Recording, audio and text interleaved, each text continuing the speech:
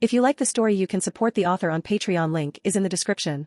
Chapter 151, Steve. Chapter 150. Malekith is lying in a medical pod right now. Two dark elves underlings are applying a poultice to his right cheek. A cursed warrior walks over from a short distance and says to Malekith, "I don't have much time left. We must find a way to reclaim the ether particles as soon as possible. With that monster guarding the Asgard, we can't invade again." Another dark elf nearby speaks up, "My lord, we have very few members left now. Our mothership has been destroyed, and if we go again, we might be wiped out. Do you think I fear death?" The cursed warrior immediately grabs the dark elf. "As long as we obtain the ether particles, our dark elf clan will inevitably regain its former glory." However, at that moment, Malekith suddenly opens his eyes wide. "No, we no longer need to go to Asgard." Malekith suddenly sits up from the medical pod, looking through the ship's armor at a certain place. Aether has returned home.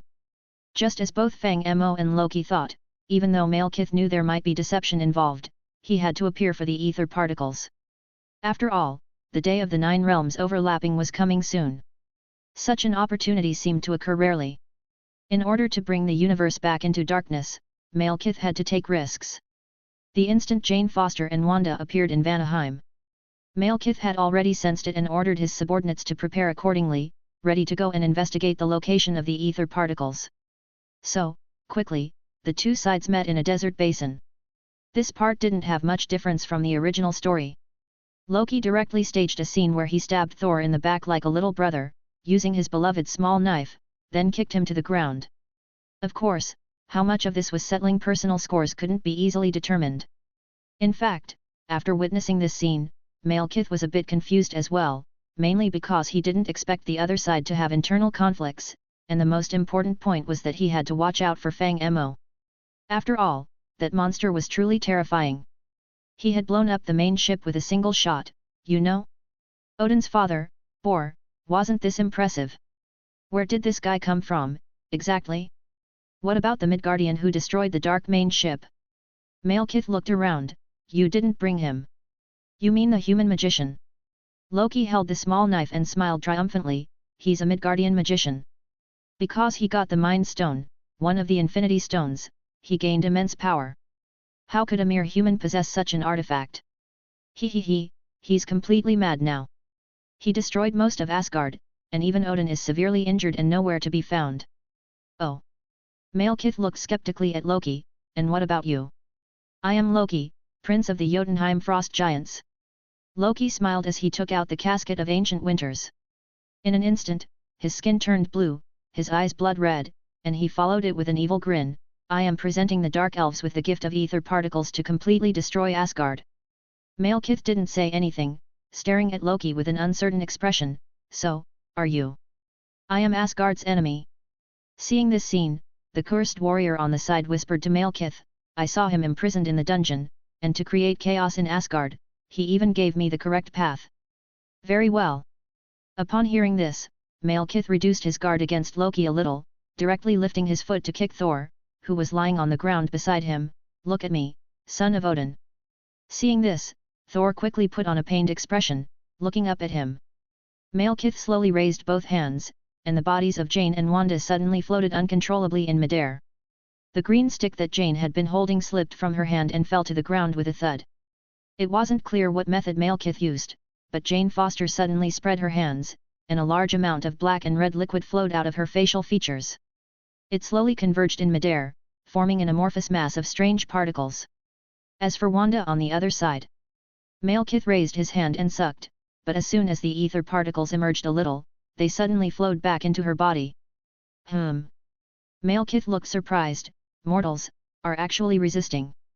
But quickly, Malekith reached out his hand and sucked in the half portion of ether particles that Jane Foster had expelled from her body. Then, he gestured again and began to absorb them. This time, he finally managed to extract the ether particles from Wanda's body. However, these ether particles seemed very reluctant, continuously restless in midair, as if they wanted to return to Wanda's body. But Wanda was not the Scarlet Witch from the future, after all.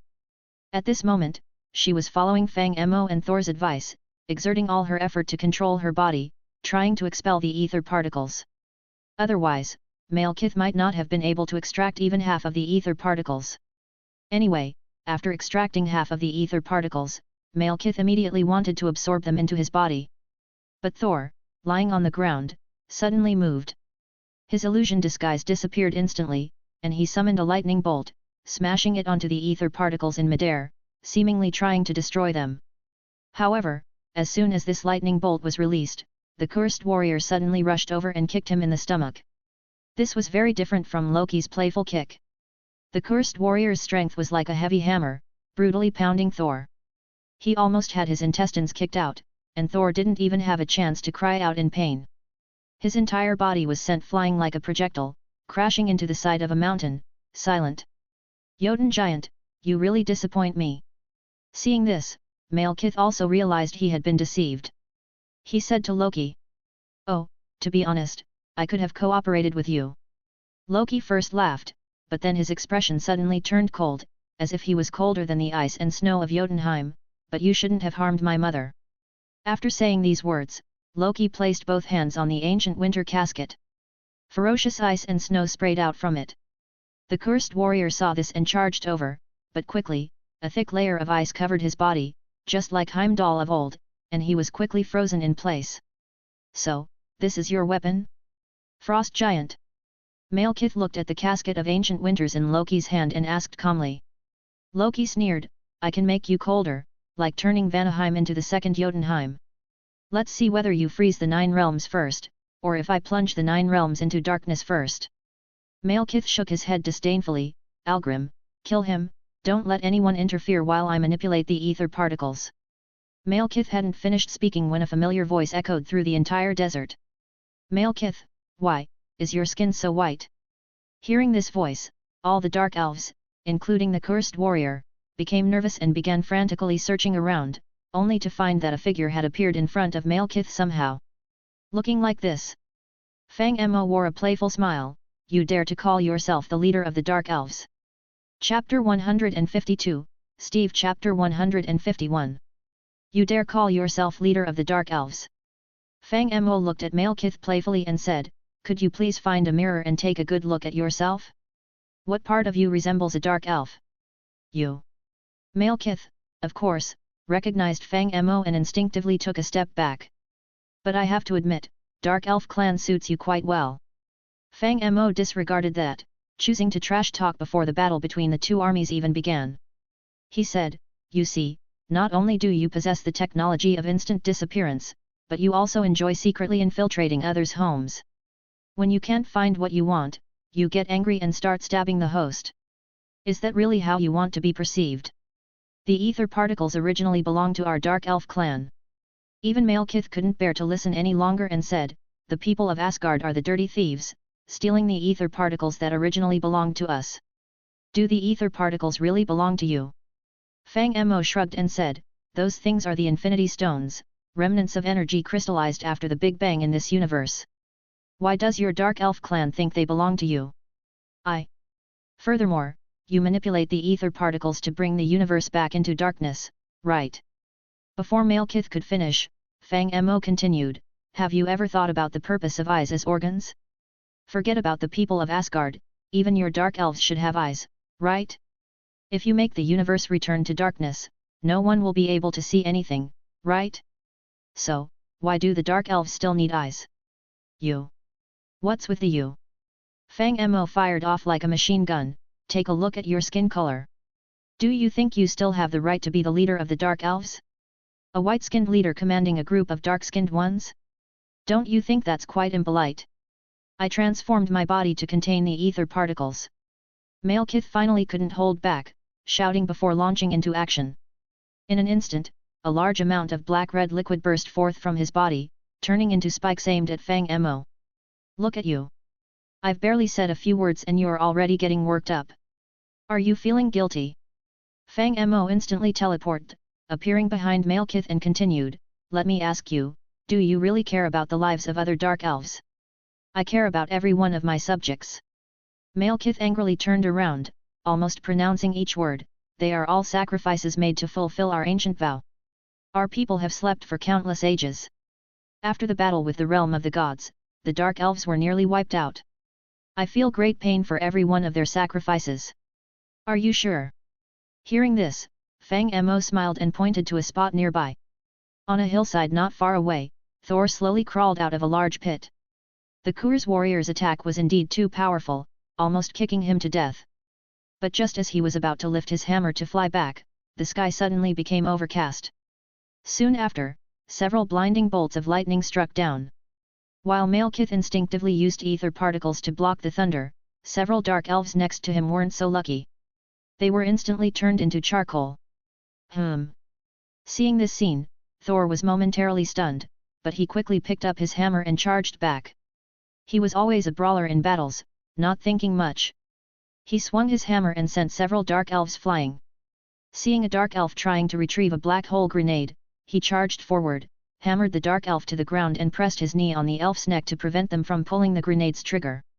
It was at this moment that Fang Mo smiled and looked at Malekith nearby, saying, "You see, while you were busy blocking the lightning, you were only concerned about your own life.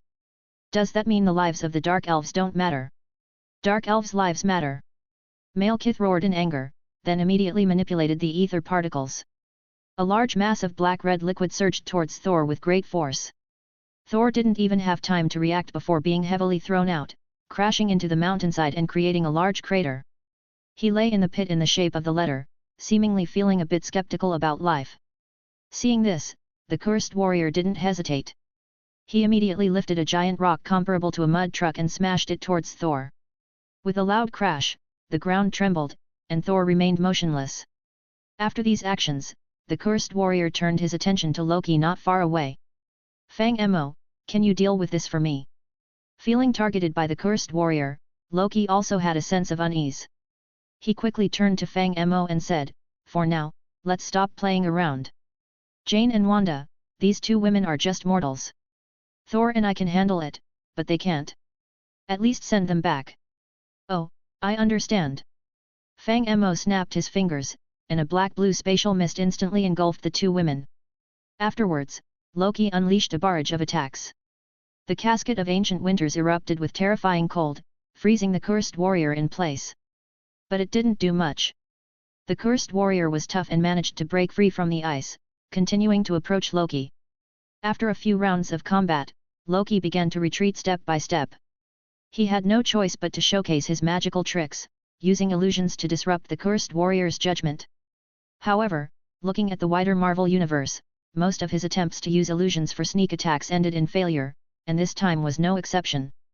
He was kicked by the cursed warrior and thrown out, even the Casket of Ancient Winters fell to the ground. After dealing with Loki, the cursed warrior turned his gaze to Fang Mo. However, this time he was more cautious, his eyes fixed on Fang Mo, slowly approaching. "Why so subtle?" Seeing the hesitant look of the cursed warrior, Fang Mo urged, "Didn't eat?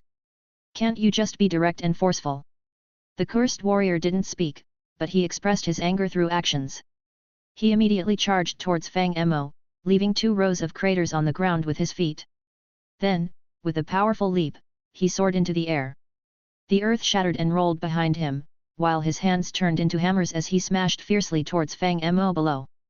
As for Fang Mo, he casually raised one of his hands and then clenched it slowly. A black hole-like spherical black force field enveloped his fist. Serious punch. Fang Mo swung this punch from bottom to top. Chapter 153, Steve Chapter 152. Serious punch. Watching the Kur's warrior in mid-air, Fang Mo took action. Without any explosive momentum or signs of gathering power, he simply swung a fist from bottom to top, an ordinary punch. But as the Kur's warrior, falling from the sky, saw Fang Mo's fist, a sudden and clear sensation arose in his heart. In an instant, he realized how absurd the gap between him and Fang Mo was. The fist, like a black hole devouring everything, was his ultimate destination. Just as the Dark Elf's desire was to embrace eternal night. The Kur's warrior saw his fate, the boundless darkness converging on Fang Mo's fist. It was the end of his life. However, since the moment he willingly transformed into a Kur's warrior, he was destined to walk towards death. So, he wasn't afraid, nor did he display any ugly behavior out of fear of death. Instead, he roared and gathered all his strength into this blow. The next second, their fists collided. The Kur's warriors' enormous fists were covered in a layer of hardened armor, making their fists appear as exaggerated as an adult's compared to a baby's. But unbelievably, the one who failed was the adult in this case. The Kur's warrior's fist was instantly torn apart, followed by his arms, as if his body was made of cheap plastic, crumbling and shattering. Fang Mo's fist passed through the Kur's warrior's chest without any obstruction. Chaos in gravity surged within him, and the Kur's warrior couldn't help but let out a cry of pain. Then, he turned his head to look at Malekith not far away. "Return, to darkness." With difficulty, he uttered these words, and the Kur's warrior died completely, his entire body exploding into countless fragments. "Oh, he's done for." Seeing the Kur's warrior defeated instantly, Fang Mo was slightly surprised. One should know that this guy's physical qualities were several times that of Thor's. Yet, Fang Mo managed to defeat him with just one punch. It seemed that this gravitational collapse fist was indeed powerful. If it had been before, it would have been difficult for Fang Mo to completely defeat his opponent with just his fists. However, after seeing his loyal subordinate killed, Malekith finally plunged into rage. Countless black and red particles began to swirl around him, surging, and unprecedented dark energy began to gather on him. Midgard sorcerer. Malekith's eyes turned black and red, and his skin was rendered black by ether particles. "You are seeking death." "Hey? Why did your skin turn black?" Fang Mo keenly noticed some details and asked directly, "So now you're afraid of death? You deliberately dyed your skin black so I wouldn't dare lay hands on you or something." "Die?" Perhaps bolstered by ether particles, Malekith raised his hand, and countless black and red particles turned into spikes, swiftly aiming at Fang Mo. Fang Mo didn't even bother to dodge, and the black and red particles hit him, creating sparks. Ever since the world of Naruto, Fang Mo had made a set of armor that was coated with invisibility potion. It was like an invisible and transparent force field, worn over him. Now, not only did he have highly defensive skin, but he also shared the armor's defense with Steve. He even had an additional layer of invisible vibranium armor on the outside. The attack released by Malekith couldn't even hurt Thor seriously in the original story, so it definitely wouldn't harm Fang Mo now. Is that all? Invincible ether particles. Seeing this, Fang Mo immediately started taunting, "You're so weak, yet you want the universe to return to darkness. You will regret this, sorcerer." Seeing this, Malekith also spoke coldly. Then, he suddenly opened his hands wide, and countless black and red particles turned into a whirlwind that enveloped him. In that instant, even Fang Mo could feel the rapid increase in energy levels on him. Actually, Malekith, or the Dark Elves, clearly didn't fully understand the true capabilities of the Reality Stones. But their unwavering desire for darkness influenced the Reality Stones, turning them into a kind of dark particle to make the universe return to darkness. The true abilities of the Reality Stones were indeed well known, as they could ignore any laws and interfere with reality. However, the Dark Elves' strong desire for universal darkness caused the Reality Stones to respond to their wishes, turning themselves into a substance that could make the universe return to darkness. Though this action was misguided, the foundation of the Reality Stones remained. Even though Malekith might be weaker than the Kur's warrior, he wasn't weaker in comparison. Furthermore, Malekith truly possessed the ability to plunge the universe into darkness, so his potential level was not low. Now, after Malekith further activated the energy of the ether particles, his body was severely corroded by them. A large number of ether particles were spewing out of his pores, then flowing back in. His face had already been partially scorched by Thor, resembling a half-burnt piece of wood. Now, it looked even more like something between human and ghost. Clearly, even if Malekith had significantly altered his body, he couldn't perfectly control the Reality Stones. Nonetheless, his aura had increased many times compared to before. Suddenly, Malekith waved his hand, and a red-black ether mist surged towards Fang Mo's head. Its speed was so fast that even the naked eye couldn't catch it. Fang Mo instinctively raised his hand to block, and with a loud boom, he slid more than 10 meters backward. "Hey!" Feeling the unusual sensation on his arm, Fang Mo looked down and found a small half-inch deep hole on his forearm. However, due to his digitized body, the hole wasn't bleeding and was rapidly healing before his eyes. Of course, his substitute, Steve, had also lost half of his heart due to this attack. It broke through the defense. Seeing this, Fang Mo was a bit surprised. The Reality Stones were truly remarkable to even pierce through vibranium armor. But in doing so, Did that mean his armor was useless now? Thinking about it, Fang Mo quickly touched his forearm. Unexpectedly, the invisible armor on his arm wasn't damaged. It still felt intact to the touch, as if the ether particles didn't manage to create a hole. Oh! Fang Mo was a bit puzzled. Could it be that ether particles could hit through armor from a distance, punching holes through it? Frowning, Fang Mo felt that this idea probably wasn't reliable. He suspected that it might be related to the indestructible attribute. Perhaps the ether particles' attack did indeed puncture the vibranium armor, but because the armor itself was indestructible, it automatically returned to its original state in the next moment. Or it could be a game-like mechanism where the enemy's attack couldn't break the defense, no matter how it struck. But once the attack's intensity was too high, it would deduct the player's health points. In reality, though, the armor wasn't damaged.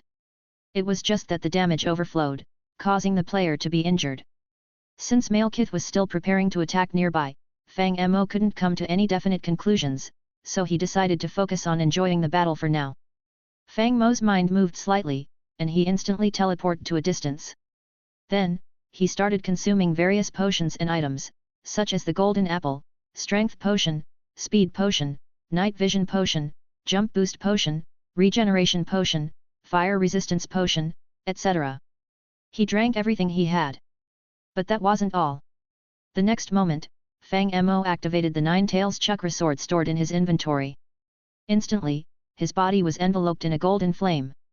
With the chakra cloak and several mysterious black patterns, he was completely covered. Afterward, Fang Mo raised his hand and fired a Evertide amulet and a gust of wind into the sky. Thick clouds obscured the entire sky, pouring heavy rain down. Immediately after, fierce winds howled, and endless lightning bolts dashed within the thunderclouds, producing deafening sounds. Come, let's have a good fight. Fang Mo slowly drew the Imperomite sword from behind, then aimed the tip of the sword at Malekith in the valley below. A black-purple ball quickly formed, followed by a bright light. The tailed beast ball immediately turned into a white light, hurtling toward Malekith. Along its path, any obstacles were vaporized, and the earth was split open by a giant molten trench. That move! Malekith in the desert valley saw this, and his eyes glowed with hatred. This move had destroyed the Dark Elf mothership, leading to the deaths of many of his kin. Malekith waved both hands, and a red-black ether mist surged like a tsunami. The tailed beast ball heavily struck the mist, causing it to hesitate for a moment. But numerous ether particles continuously gathered, and it managed to withstand the tailed beast ball. As the two sides confronted each other, energy splashed everywhere, creating countless huge craters in the valley. You can block this. Fang Mo also had some surprise in his eyes. It seemed that he had underestimated the strength of the ether particles. So, he stopped releasing the tailed beast ball and immediately teleported back to Malekith. He swung his sword down. All of Malekith's focus was on controlling the ether particles to block the tailed beast ball. When he realized that Fang Mo had appeared, it was already too late. Unfortunately, the ether particles would automatically protect their host. Facing Fang Mo's wide blade sword, the ether particles automatically formed a barrier in front of Malekith, barely blocking Fang Mo's deadly strike. It seemed like the entire desert trembled. Countless layers of sand and rocks were blown away by the force, and a huge stone flew towards Thor, who had just barely stood up on a nearby hillside. The following surge of sand engulfed him once again. Chapter 154, Steve Chapter 153. In the original work, Malekith only wanted the universe to return to darkness. He didn't even have the intention to fight Thor, always reserving his strength for the moment when celestial bodies converged, and then activating the ether particles to invade the Nine Realms with full force. Being able to control ether particles to simultaneously invade the Nine Worlds, it's clear that Malekith's power is not low. However, the phenomenon of celestial bodies converging in the Nine Realms only occurs once every few thousand years. He was indeed too impatient to plunge the Nine Realms into eternal night. He even used a large number of ether particles to invade other worlds, which allowed Thor to take advantage of the situation and use the power of Mjolnir and spatial manipulation to defeat him. But things are different now. You should know, Fang Mo's words are even more poisonous than Sun Xiaochuan, streamer. Malekith was just a dark elf who didn't even understand what the internet was, and he was like a clueless child. As a result, when he came out, he was pointed at and mocked by countless keyboard warriors. He couldn't handle it. So he erupted directly, offering everything of himself to the ether particles. Of course, the results are quite apparent. Being able to gather the ether particles that could plunge the 9 realms into darkness together, it's not something that a mere 9-tailed fox or anything else can withstand. In the midst of this black and red mist of particles, Malekith felt like a god. His entire body kept interacting with ether particles. His aura became extremely exaggerated. The ether particles pervading the entire basin became his hands and eyes. He could launch any attack he wanted. Even the entire Vanaheim was gradually becoming darker under the erosion of ether particles, as if it was truly being engulfed by darkness. All light was extinguished, expelled, and the surroundings gradually became pitch black. However, in this terrifyingly suffocating darkness, Fang Mo was actually enjoying this battle.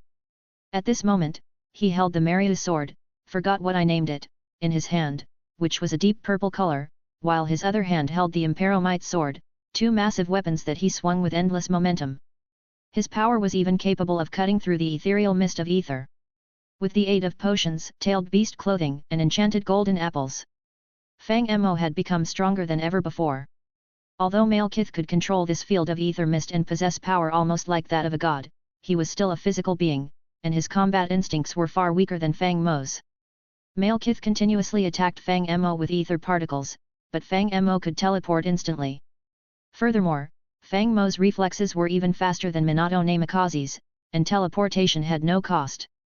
So every time the ether particles were about to hit him, he would teleport away, appearing in another position to continue attacking Malekith.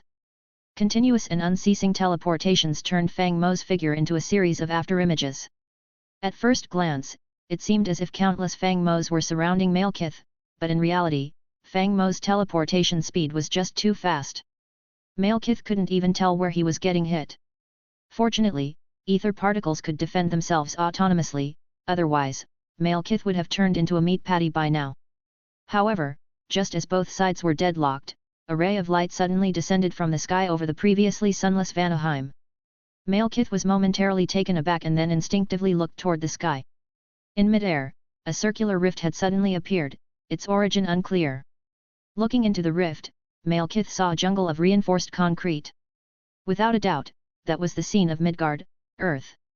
After seeing this, Malekith quickly realized that the overlapping of the 9 realms and the distortion of space-time meant that the convergence of celestial bodies had already begun.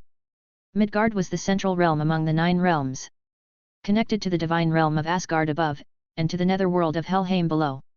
When the convergence of celestial bodies occurred, the 9 realms overlapped, and massive gates to the other 8 worlds would simultaneously appear on Earth.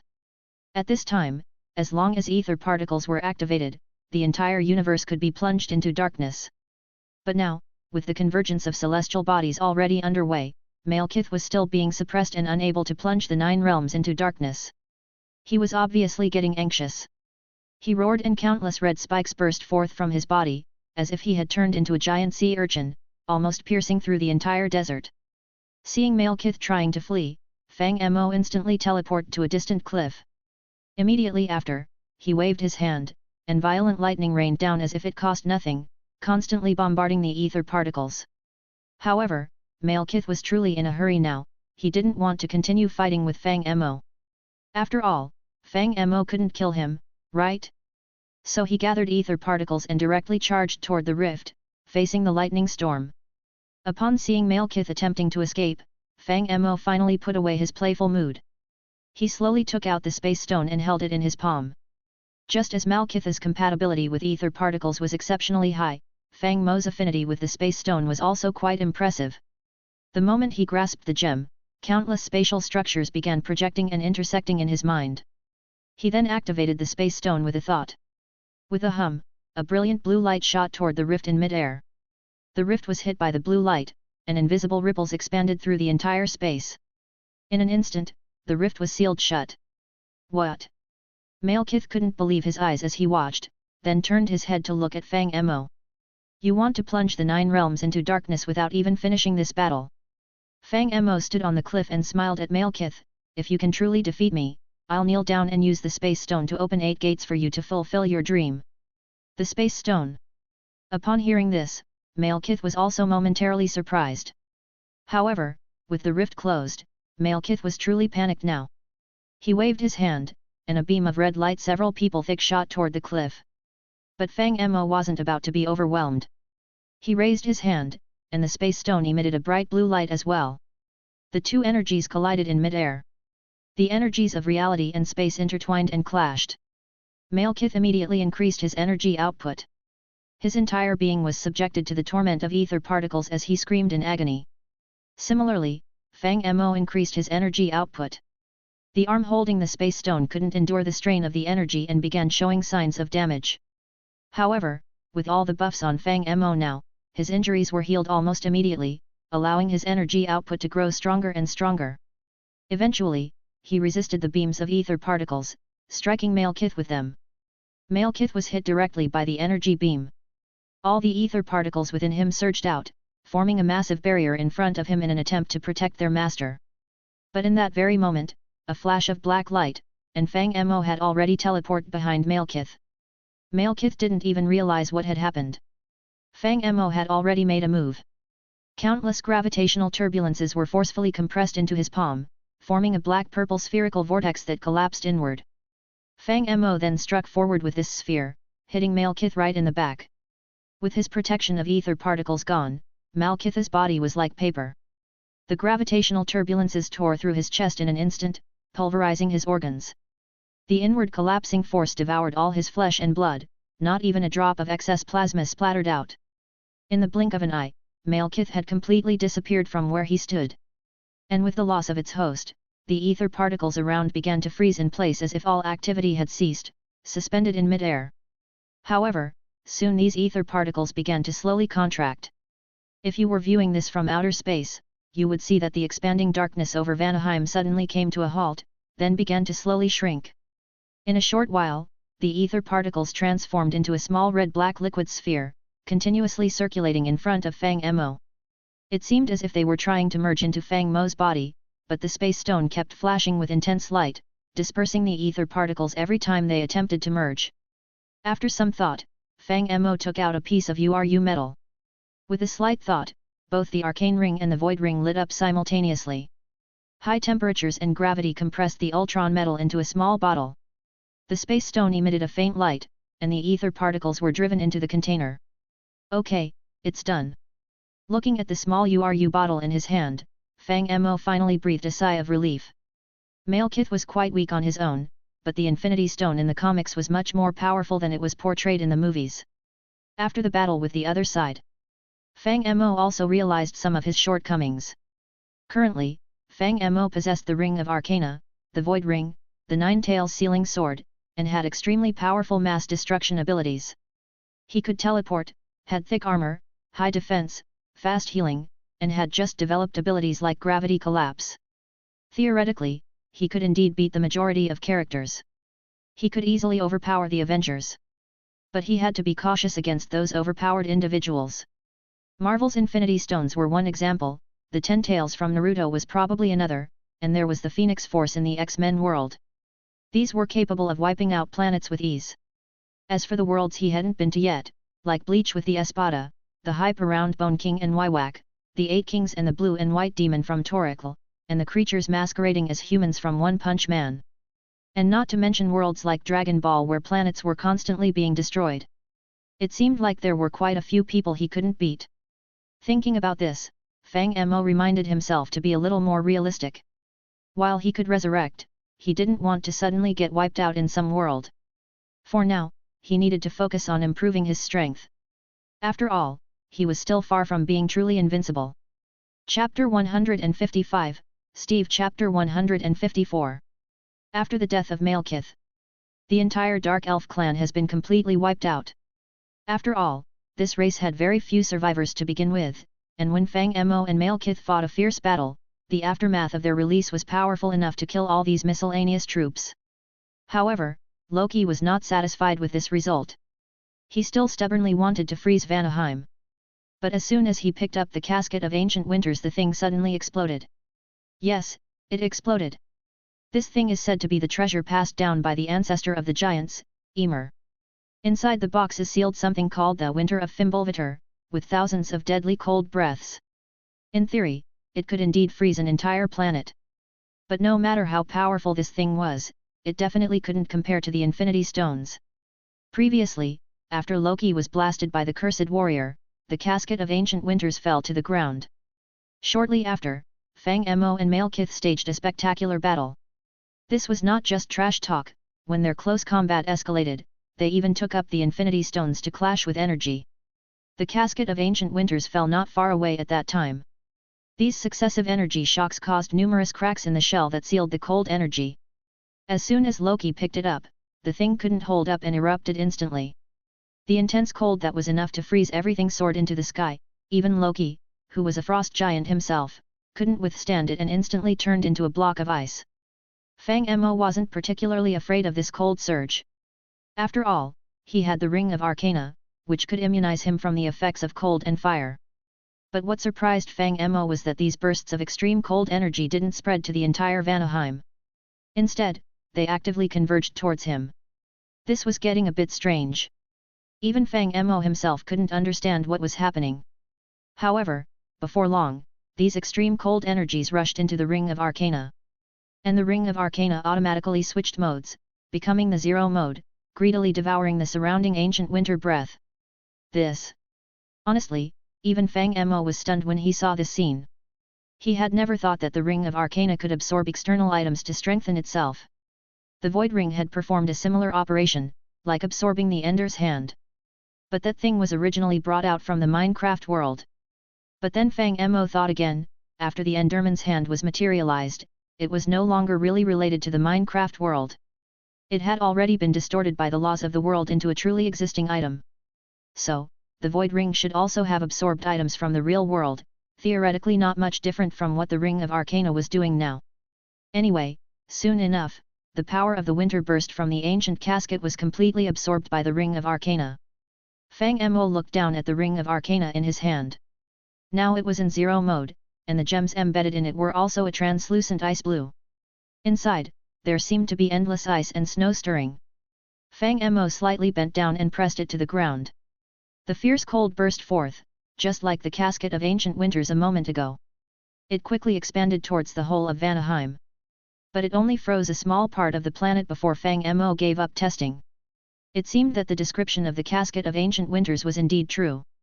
The frost giants had used this thing to freeze an entire planet before. If Fang Mo wanted to, he could turn Vanaheim into an ice age. But then again, the Ring of Arcana originally had this ability. It was just that after absorbing the ancient winter coffin, the strength of the Zero mode of the Ring of Arcana did increase significantly. If previously it would take Fang Mo a month to freeze an entire planet, now he could do it in just a few days. That could be considered efficient. But for Fang Mo, freezing Vanaheim was completely useless. Rather than spending 3 days casting spells here, he might as well go back to Asgard and enjoy himself. However, after realizing that the Ring of Arcana could absorb the Casket of Ancient Winters, Fang Mo's mind was filled with many new inspirations. Like trying to feed the Ring of Arcana a blaze rod, snow golems, compost, a bucket of lava, and so on. And if those didn't work, there were also items from mods. In the mod Thermal Expansion, 2 new fluids were added to the game, Pyrothum and Cryothum. For now, Fang Mo hadn't figured out their crafting recipes yet. But when he did, he could materialize these 2 things using the Ring of Arcana. By then, he might be able to use them to enhance the power of the Ring of Arcana. Thinking about this, Fang Mo didn't want to stay in Vanaheim any longer. So, he directly picked up the unconscious Thor and the frozen Loki, and used a space stone to open a portal to return to Asgard.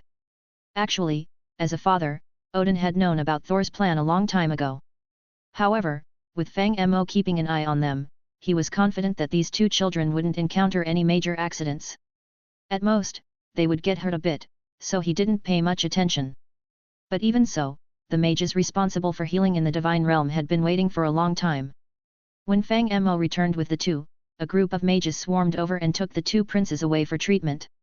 Fang Mo was left with nothing to do, so he went to the palace to find Frigga. "You're back." Seeing Fang Mo enter the room, Frigga was a bit surprised.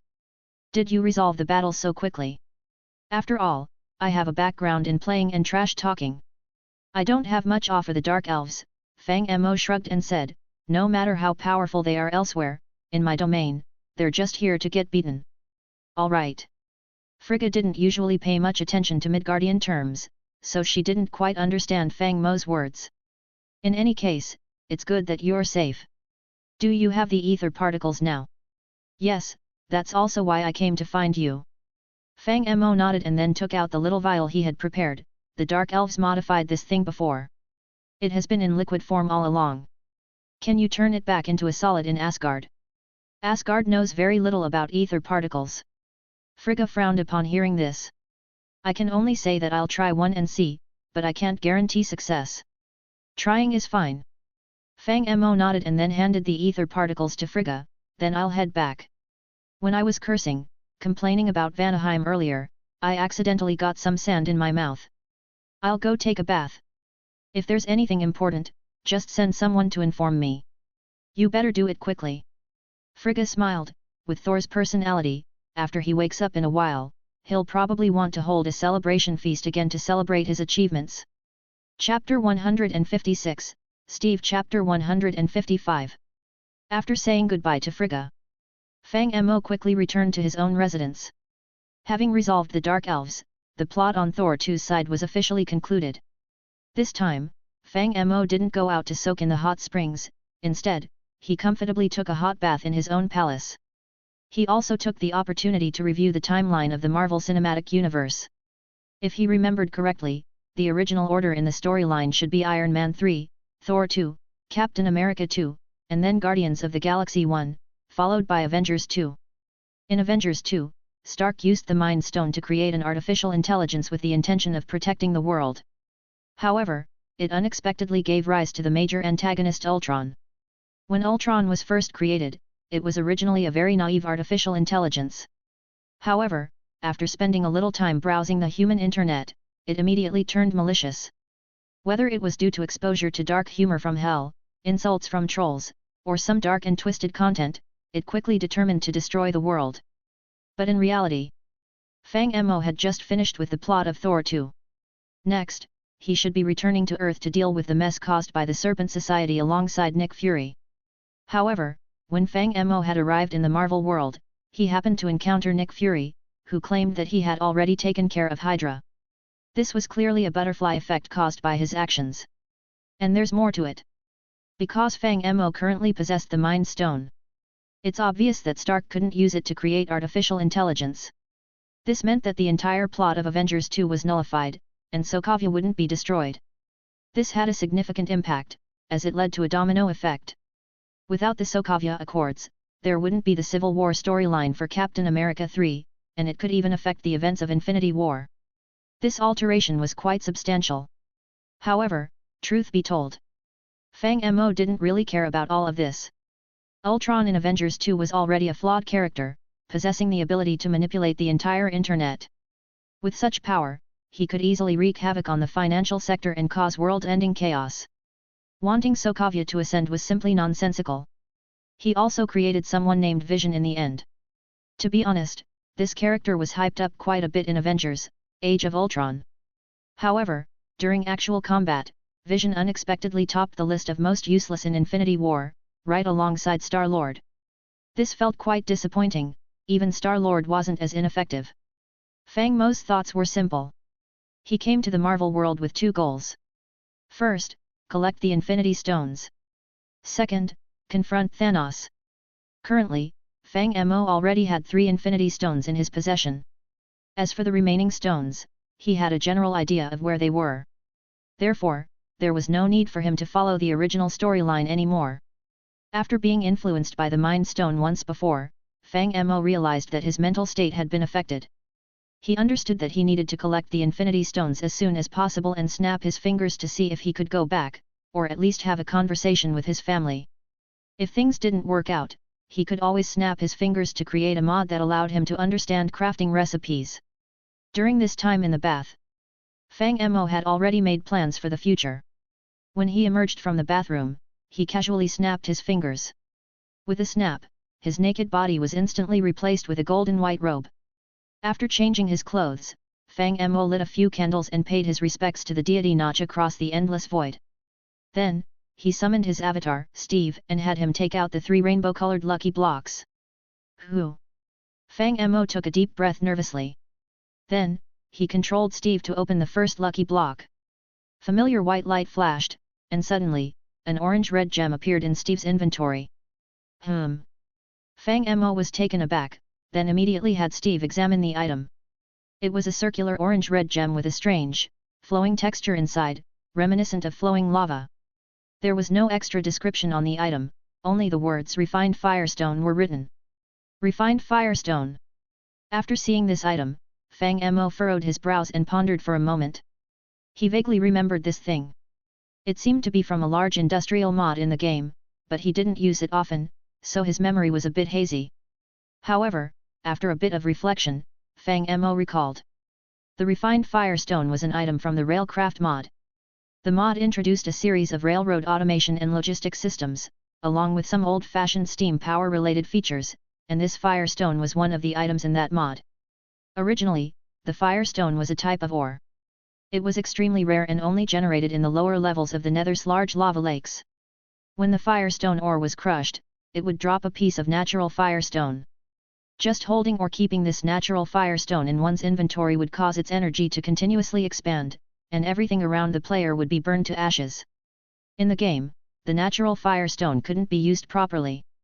If players wanted to control the energy of the Nether, they had to place this item along with 4 diamond pickaxes on a crafting table, cut the natural Firestone, and turn it into a more regular round gem. Each cut required the durability of 4 diamond pickaxes. But that wasn't the end of it. While the cut Firestone would have a regular appearance, its energy would often escape control. So, players needed to use 4 buckets of lava and 4 redstone to stabilize this cut Firestone and turn it into a refined Firestone. As for the refined Firestone, that's when it became quite powerful.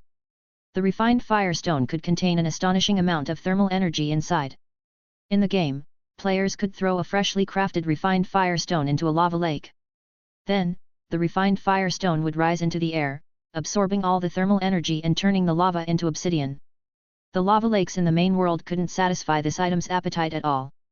Only the supersized lava lakes in the Nether could fill the internal thermal energy storage of the refined Firestone. However, despite its cool design, the Railcraft mod was mainly focused on industrial logistics. Even though the refined Firestone could absorb an immense amount of thermal energy, its ultimate purpose in the mod was to be used as a tool for boiling water. Fang Mo stared at the refined Firestone in Steve's hand, lost in thought. Items like the refined Firestone in Minecraft had a lot of potential but often fell short in actual gameplay, disappointing players. Fang Mo had used refined Firestones as coal to smelt potatoes and meat in furnaces, jokingly calling it a way to save coal. Clearly, the refined Firestone's utility in the Minecraft world was limited. Yet, he was now holding it in real life. This was another instance where something from the game was manifesting in reality. Fang Mo already had the Ring of Arcana, which could generate high temperatures, so he didn't really need to manufacture heat with the refined Firestone. However, considering that the Casket of Ancient Winters had recharged the Ring of Arcana, perhaps the refined Firestone might have a similar effect. After all, he was in the lucky realm, the Asgard, so theoretically, he shouldn't draw garbage, right? Thinking about this, Fang Mo controlled Steve to open the second lucky block. With a thought, a white light flashed, and an item appeared in Steve's hand that he recognized. When he had drawn cards in the X-Men world, because of all the sacrifices, because he had saved so many lives, Fang Mo had obtained the Ring of Arcana and the Evertide Amulet. Now, he had obtained another artifact through an equivalent exchange. Another talisman that opposed the Evertide Amulet. Burning crimson flames, devouring all things. The Vulcanite Amulet. The usage of this item was similar to the Evertide Amulet. It provided immunity to lava damage, turned rainy days into clear skies, and allowed the manipulation of lava and melting of various materials. Well, like Admiral Akainu or the legendary Pokémon Groudon. Seeing the Vulcanite Amulet in Steve's hand, Fang Mo fell into contemplation again. To be honest, equivalent exchange artifacts were quite useful, but what was happening to him today? Why did he draw 2 items related to fire and lava? Was he supposed to start a crematorium, a cremation ground? Bring the villain's mothers here, and you have yourself a cremation service? Could you give me a transmutation table, big guy? Fang Mo rubbed his forehead in a headache. He had only 1 lucky block left. If you don't want to give me a transmutation table, how about a mod tool that lets me view crafting recipes? Can I ask for that as a favor? With this in mind, Fang Mo directly controlled Steve to open the third lucky block. After the white light flashed, Steve was holding a book. Chapter 157, Steve Chapter 156. Is this? Seeing the book in Steve's hands, Fang Mo also paused for a moment. It was a grey book that, at first glance, seemed somewhat like an unlinked book, but in the center of the book, there was a yellow velvet ribbon. So Fang Mo controlled Steve to take a look at the title of the book. Cooking for Blockheads. After seeing the name, Fang Mo also seemed a bit puzzled. Just hearing the name, you could tell its function. It's completely just a cookbook. If I remember correctly, it seems to come from a mod called Lazy Kitchen, which records the recipes of many foods in the game, including even the Pam's Harvest craft. So, does this mean I've been given a tool to view the crafting list? Fang Mo stared at the cookbook in Steve's hand and didn't really know what to say. In this situation, should he still worry about trivial things? If he were to use it, wouldn't the cookbook go to waste? Honestly, Fang Mo didn't expect that he would actually pull out something like this. This cookbook obviously can't be materialized in reality, as the real world has something called cookbooks, and it's not very useful to bring it out. But if it's in the MC world, this thing is surprisingly useful. It can be used to craft many delicious foods from the Pam's Harvest craft mod. The foods produced by Pam's Harvest craft can be materialized in reality. Fang Mo now understands the rules of materialization. For things like food, they would probably have the attribute of MC product must be excellent, making both the ingredients and dishes exceptionally delicious. So, thinking like this, it seems like this cookbook might still be somewhat useful. Not only can it allow Fang Mo to study the Pam's Harvest craft mod, dispelling boredom and monotony in the MC world, but he can also bring these foods to the real world and taste the delicious creations he made himself. After all, the Pam's Harvest craft cookbook has a wide variety of recipes. If Fang Mo ever gets bored, he could even use gold blocks to set up a restaurant for himself, and he wouldn't even need to cook with fire or anything. Just using the foods from Pam's Harvest craft would be enough to satisfy customers from all around the world. This mod could even make authentic Sichuan stir-fried eggplant. I'm going to have a good time when I go back this time. Looking at the cookbook in Steve's hand, Fang Mo couldn't help but mutter to himself.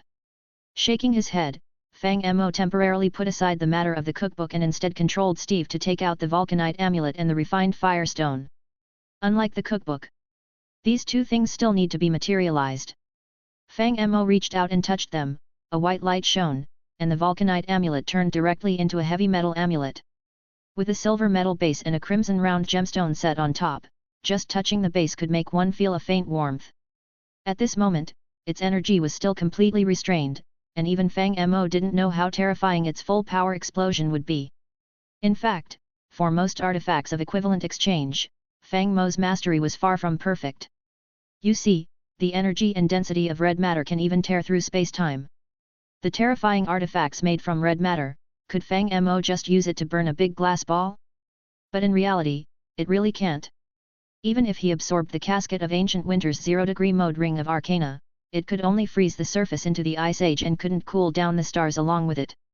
In fact, every time Fang Mo consumed a large amount of essence berries, whether it was Ring of Arcana, Void Ring, or amulets, his strength and precision in using them would improve.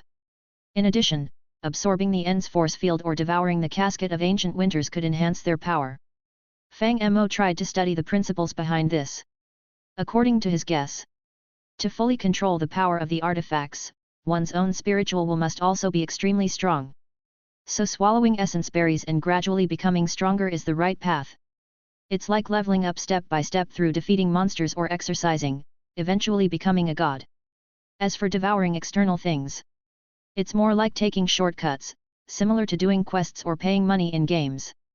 Fang Mo didn't bother to think about which of the two was better or worse. He just devoured what he could, and if he couldn't, he would just use the berries. He believed that one day he would be able to fully unleash the power of the artifacts. By then, he could turn all those annoying worlds into glass balls and play with them in the universe using the Void Ring. Thinking this, Fang Mo also placed the Vulcanite amulet into his storage space. The shape of this thing was very irregular, and it couldn't be carried like the Ring of Arcana, so he simply put it inside his body. After all, it wouldn't interfere with its use.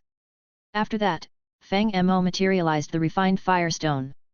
This thing was just an orange-red gem, about the size of a ping-pong ball, but its cutting was surprisingly perfect, and the neatly cut surface made it look very delicate. There was a strange texture inside, as if flowing lava. Holding it, it was like holding thousands of active volcanoes. This thing. Fang Mo stared at the refined Firestone in front of him and raised his eyebrows slightly. He activated the Ring of Arcana, and instantly a burst of high-temperature flames erupted. But strangely, the refined Firestone completely ignored these flames, letting them burn without any reaction, as if it looked down on them. Damn, it's picky. Seeing this, Fang Mo couldn't help but mutter.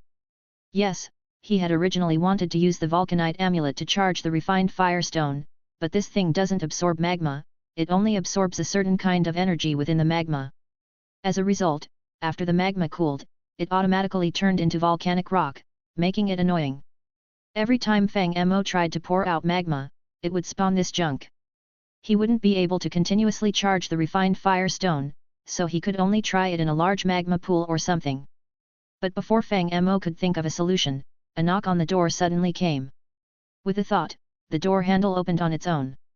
Thor walked in, bruised and swollen. Hey, Fang Mo, those clothes suit you well. Although his injuries weren't healed yet, Thor was in a surprisingly good mood. He walked over and patted Fang Mo's shoulder. What are you thinking about all by yourself? I'm thinking, where can I find a huge magma lake? Fang Mo rubbed his chin and said. Magma lake? Aren't those everywhere in Muspelheim? Hearing this, Thor also curiously asked, but why do you want to find a magma lake? Mainly for practicing magic. Fang Mo said while controlling Steve to put the refined Firestone into storage. After hearing Thor's reminder, he realized that, yes, Muspelheim, one of the 9 realms, was full of magma. So he directly said, since that creature Surtur keeps talking about destroying Asgard, I might as well go and kill it. Surtur. Thor was puzzled. You mean that fire giant? I thought father had killed him 500,000 years ago. He's an elemental being, theoretically he can't be killed. Fang Mo said, besides, he carries the task of executing Ragnarok, destroying Asgard. It's impossible for him to die. What? Thor's eyebrows furrowed, he wants to destroy Asgard. Well, yes. Fang Mo saw Thor's one-track mind and continued, you know I'm a mage, right? Occasionally, I have dreams that foretell things. Lately, I've been dreaming of Surtur partying in Asgard, and then he thrusts his huge sword deep into the earth of Asgard. What should we do then? Thor also seemed a bit dazed after hearing this. I was just about to invite you to the feast, and then this happens, so should we go investigate Muspelheim now? Or report to father first? Odin already knows about this. Fang Mo shook his head, he's the Alfather, naturally he can foresee the coming of Ragnarok. If you don't believe me, you can go ask. So, what should we do? Thor asked. Surtur wants to destroy Asgard with a precondition, his crown must be bathed in the eternal flame. Now the eternal flame is in the realm of the gods, so whatever he's thinking doesn't matter. Fang Mo saw Thor's worried look and couldn't help but smile, alright, don't think too much. Let's just go to the feast first. After we eat and drink our fill, we can go to Muspelheim. As a distinguished prince of Asgard, Thor really liked feasts, as the feasts here were truly extravagant, with big chunks of meat and plenty of wine, and then a bunch of people getting drunk. It's a pity that Thor hadn't been eating well during this feast. Instead, Loki, who had just regained his freedom, was very excited. Seeing Loki's appearance, Thor couldn't help but feel annoyed. This useless little brother was actually in the mood to eat. So he pulled him over. Later, you're coming with me to Muspelheim. Thor said to Loki. What? Loki was dumbfounded after hearing that. Isn't that Surtur's realm? Why are we going there? I have some questions for Surtur. Thor's brow furrowed, I suspect he wants to destroy Asgard. If it's true, we need to find a way to stop him. Hey! Loki, hearing this, froze for a moment, and after a long time, he couldn't help but say in a headache, no, brother, can't you at least create an illusion that you have a brain? You want me, a frost giant, to go to Muspelheim, afraid that I won't be able to die. Chapter 158, Steve Chapter 157. Due to Loki's intense speech, Thor ultimately gave up taking him to Muspelheim. But just like when they went to Vanaheim before, the task of finding the hidden passage still had to be entrusted to him. There was no other way, even though Fang Mo possessed the Space Stone, he didn't have the exact coordinates of the Flame Realm. So, he had to familiarize himself with the terrain first. Loki was indeed quite afraid of Fang Mo, especially after witnessing his true power. So, he quickly led the two to a concealed spatial passage. This spatial passage was also hidden within the crevices of the sea's surface. When Thor and Fang Mo passed through this crevice, they instantly arrived in a world that was like hell. There was almost no sign of life here. The land was dotted with numerous rugged black mountains, as well as many complex intersecting fissures. Lava flowed like rivers here, gushing out from the volcano's mouth and gradually converging to form one magma lake after another. There were almost no visible sources of light in the sky, and the whole world appeared dim and yellow. The only visible sources of light were the numerous pools of magma on the ground.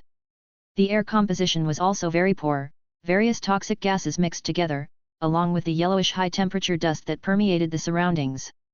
An unprecedented pungent sulfur smell hit their faces. Goodness, what's that smell?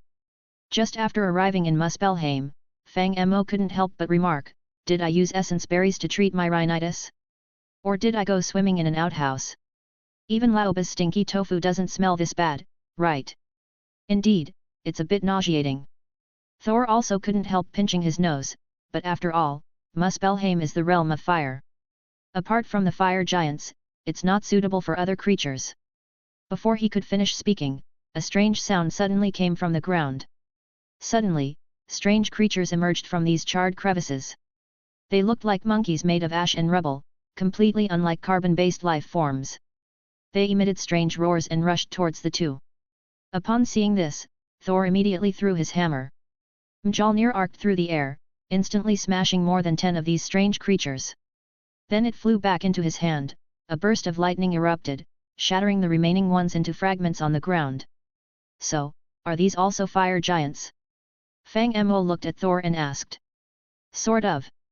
Thor scratched his head and then gave what he thought was a clever idea. Anyway, everything here is under Surtur's control, so maybe these things are his underlings. Do you know where Surtur is? Fang Mo asked. Not very clear. Thor shook his head and then thought for a moment, giving what he believed to be a brilliant suggestion, but if we can cause some commotion, Surtur should be attracted to us. So, apart from being impulsive, you really don't have any other ideas, do you? Fang Mo couldn't help but facepalm. How can you say it's impulsive?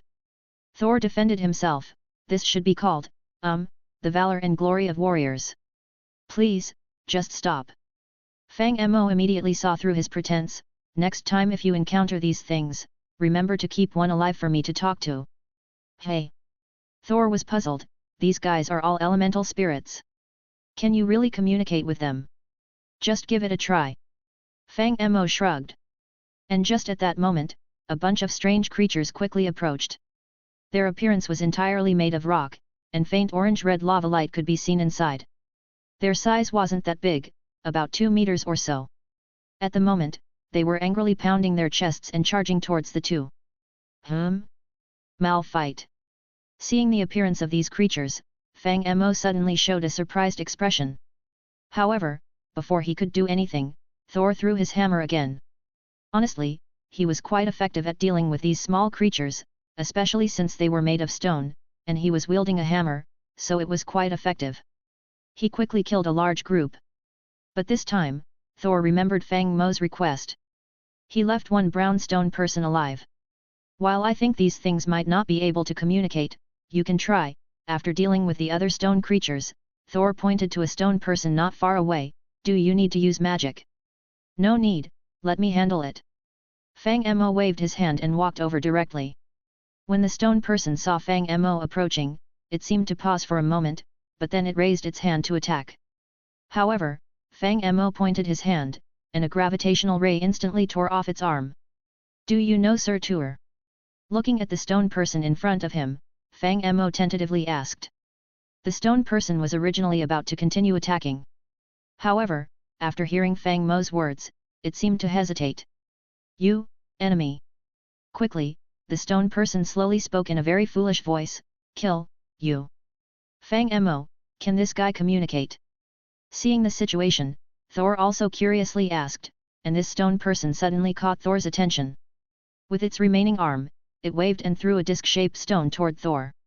Wow, it even learned to throw a tire. Fang Mo chuckled, but then he had a thought. He activated Steve's ability, turning himself into a stone person over 2 meters tall. The stone person on the opposite side was stunned upon seeing this. You see, I'm Malphite too. Fang Mo spread his hands. Now, can you tell me where Surtur is? Under ground. This stone person's intelligence indeed seemed low, probably the whole species shared a single brain or something similar. It spoke very foolishly, throne. Lord Surtur, waiting. As it spoke, the stone person also pointed in a direction. Oh, okay. Fang Mo nodded, and then he instantly turned back to his original form. The stone person on the opposite side was confused again, and this time it even scratched its head in a somewhat human-like manner. But Fang Mo couldn't be bothered to continue talking to it. He simply pinched his hand, and a gravitational field directly crushed it into a dense stone ball. Then he turned and walked in a direction. Fang Mo, how did you do that? Seeing this, Thor quickly came over. Just now, you were actually chattering with the stone like that. Are there languages in this world that you don't know? Does C count? Fang Mo replied while walking, if it does, then I don't understand Java either.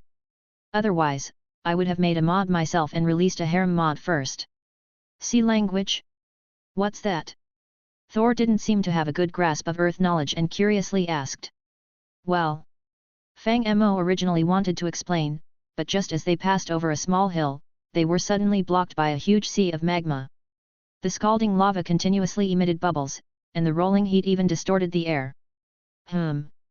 Seeing this vast sea of magma that couldn't be seen at a glance, Fang Mo's eyes suddenly lit up. Chapter 159, Steve Chapter 158. Seeing the seemingly endless sea of magma, Fang Mo's excitement surged. He flipped his hand and directly took out the refined Firestone. In the midst of the boundless realm of molten lava, the gleam flowing within the refined Firestone shone even brighter. Fang Mo could feel that it was slowly absorbing the surrounding heat. Fang Mo, what's going on? Thor wasn't sure what Fang Mo was up to. He was focused on dealing with Surtur. There's no path ahead, we might as well fly over. At this point, Thor raised Mjolnir. No, hold on. Fang Mo stopped Thor, who was preparing to take off, and then shook the refined Firestone in his hand. Let me first deal with Surtur. What did you say? Thor puzzledly stopped his hammer. Fang Mo didn't say anything, he just threw the refined Firestone in his hand forward.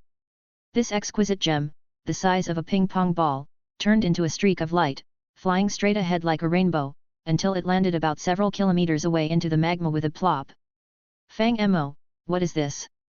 Thor was puzzled by Fang Mo suddenly throwing a gem and couldn't make sense of it.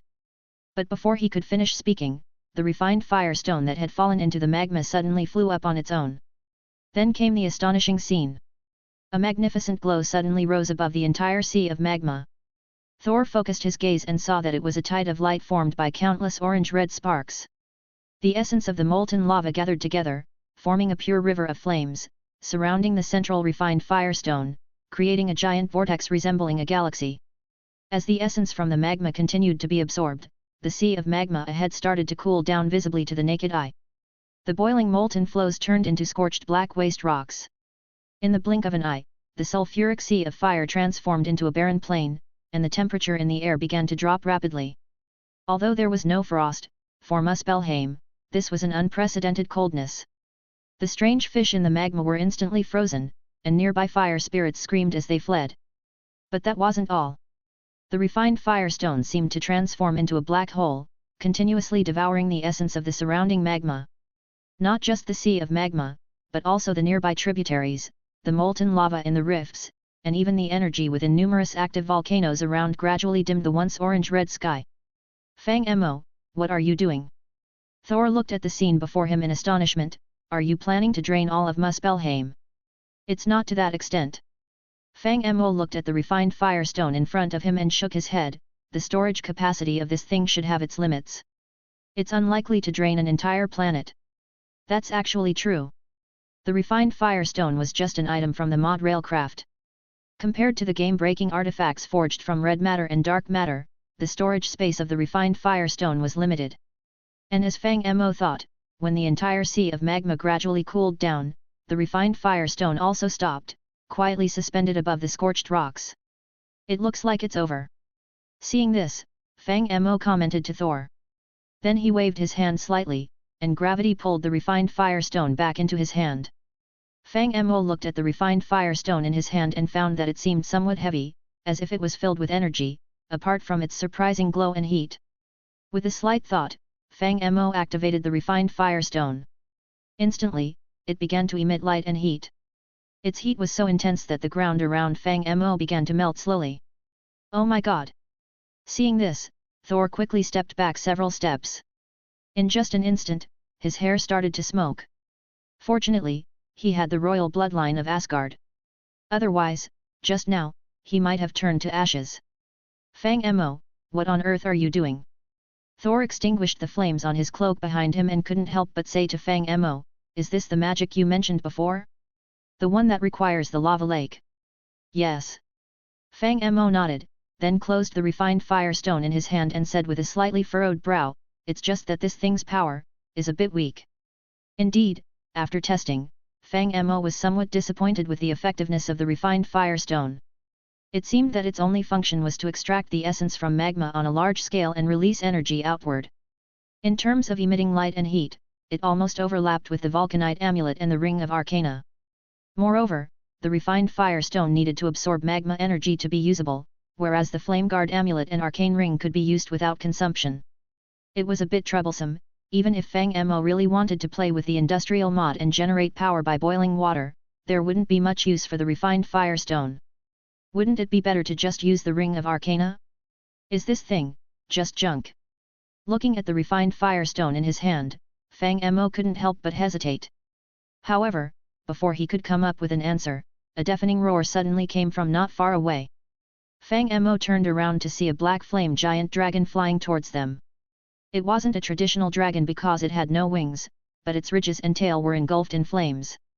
It was somehow able to fly rapidly in mid-air.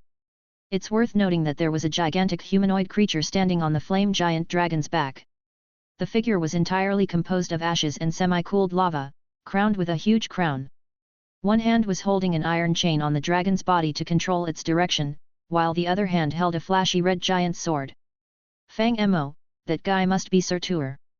Seeing the commotion in the distance, Thor turned to Fang Mo and said, my father told me, flame giants are characterized by their giant swords and huge horns on their heads. Big brother, that's definitely a crown. Fang Mo explained, he can't be killed because his core, the crown, is almost indestructible. Even Odin could only take away his source of power, not completely kill him. Oh? Is that so? Thor was surprised, hearing this for the first time. Once the crown combines with the eternal flame, he will regain his full strength. His body will grow even larger than mountains and rivers. It's no problem for him to destroy Asgard. Fang Mo explained. But as they chatted, the flame giant dragon had already flown over and landed on the scorched ground not far away, roaring menacingly at the two. Surtur, on the back of the flame giant dragon, slowly descended as well. Odin's son, Thor. Surtur spoke slowly, did you come to my realm to steal energy? Are you trying to provoke a war? I just want to resolve the issue of Ragnarok. Thor looked at Surtur, I heard you want to destroy Asgard, is that true? No one can prevent the coming of Ragnarok. Upon hearing this, Surtur immediately spoke, you've merely foreseen the coming of the end, son of Odin. You cannot prevent all of this from happening. You don't seem that powerful. Thor stared at Surtur and suddenly chuckled, all I need to do is snatch your crown and lock it away in Asgard's treasure vault forever. It's such a simple task, isn't it? Indeed, as a warrior, Thor had a certain level of perceptiveness. He could tell that Surtur wasn't very strong.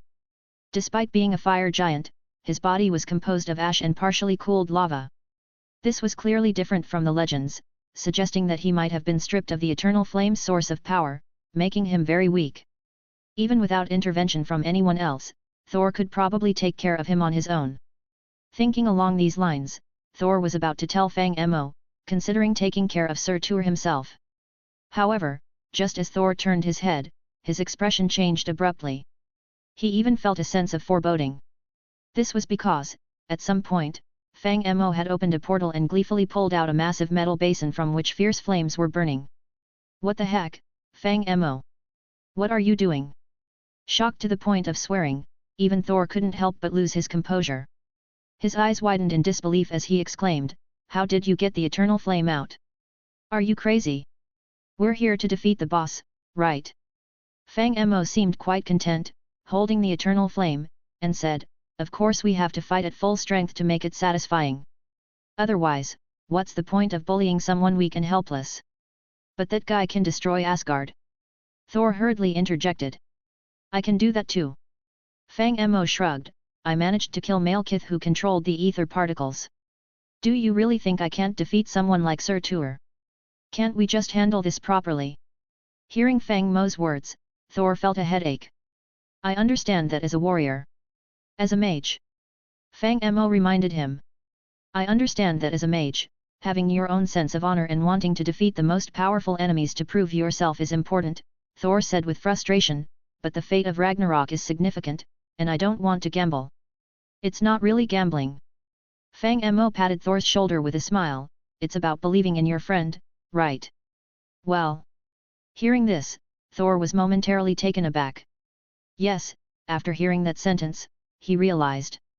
From Loki's initial plan to destroy Jotunheim to the later invasion by the Dark Elves, and even Queen Frigga's assassination, the Dark Elves taking the Aether, it seemed that Fang Mo had solved everything.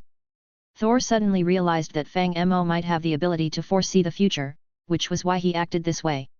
Perhaps only by following Fang Mo's approach could they truly resolve these troubles. Otherwise, even if they brought back Surtur's crown, there might be unexpected incidents in the future leading to Ragnarok. "I better keep my distance this time." Thinking this through, Thor sighed, "At least this time, I don't want to be pelted by rocks from head to toe again. The mages in Asgard think I've been through such tough battles, but I didn't even dare to tell them that I was just being hit by stones." "That's your own business." Fang Mo chuckled and then shifted his attention back to Surtur. The eternal flame. Surtur gazed at the fiery basin, his molten eyes reflecting a yearning look. But upon noticing Fang Mo's gaze, he lifted his head to look at him. "Unknown creature, what is your purpose?" "Destroy you at your peak." Fang Mo was straightforward and handed the basin over, saying, "Here, have a bite."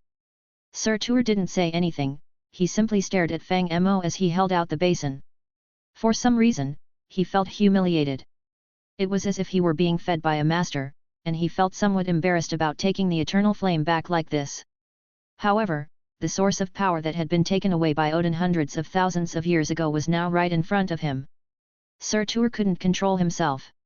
"You'll regret this," Surtur said to Fang Mo in a harsh tone, then he lifted his massive sword and walked forward, bending down to reach into the fiery basin. But it was precisely at this moment that a sudden change occurred. Originally, Surtur was about to touch the eternal flame, but the flame seemed to be attracted by something. They veered away from Surtur's hand, moving straight toward Fang Mo's right hand. The ring of arcana that Fang Mo wore on his right hand had somehow switched to its ignition mode. Damn it! Seeing this scene, even Fang Mo himself was bewildered. "No, big guy, I didn't tell you to eat it. I was talking to Surtur." But it was already too late. The eternal flame in the metal basin seemed almost conscious, continuously surging towards the magical ring. Surtur also attempted to grasp a strand of flame, but the eternal flame seemed to avoid his hand, rushing into the ring of arcana instead. In just a few moments, the metal basin was entirely empty. The eternal flame had been completely absorbed by the ring of arcana. The entire scene suddenly became awkward, and all three, including Thor, fell into silence, as if even the sound of a falling needle could be heard clearly. "So." Finally, Surtur broke the silence, "Were you just trying to make fun of me?" Chapter 160, Steve Chapter 159. "So." Surtur stood in a pose as if to fire at the brazier, and looked down coldly at Fang Mo. "You just want to mock me, right?" Listen to me, Surtur." "No, I mean let me explain." Fang Mo wiped his face in despair. "It's really not what you think. You might not believe it, but the eternal flame initiated this.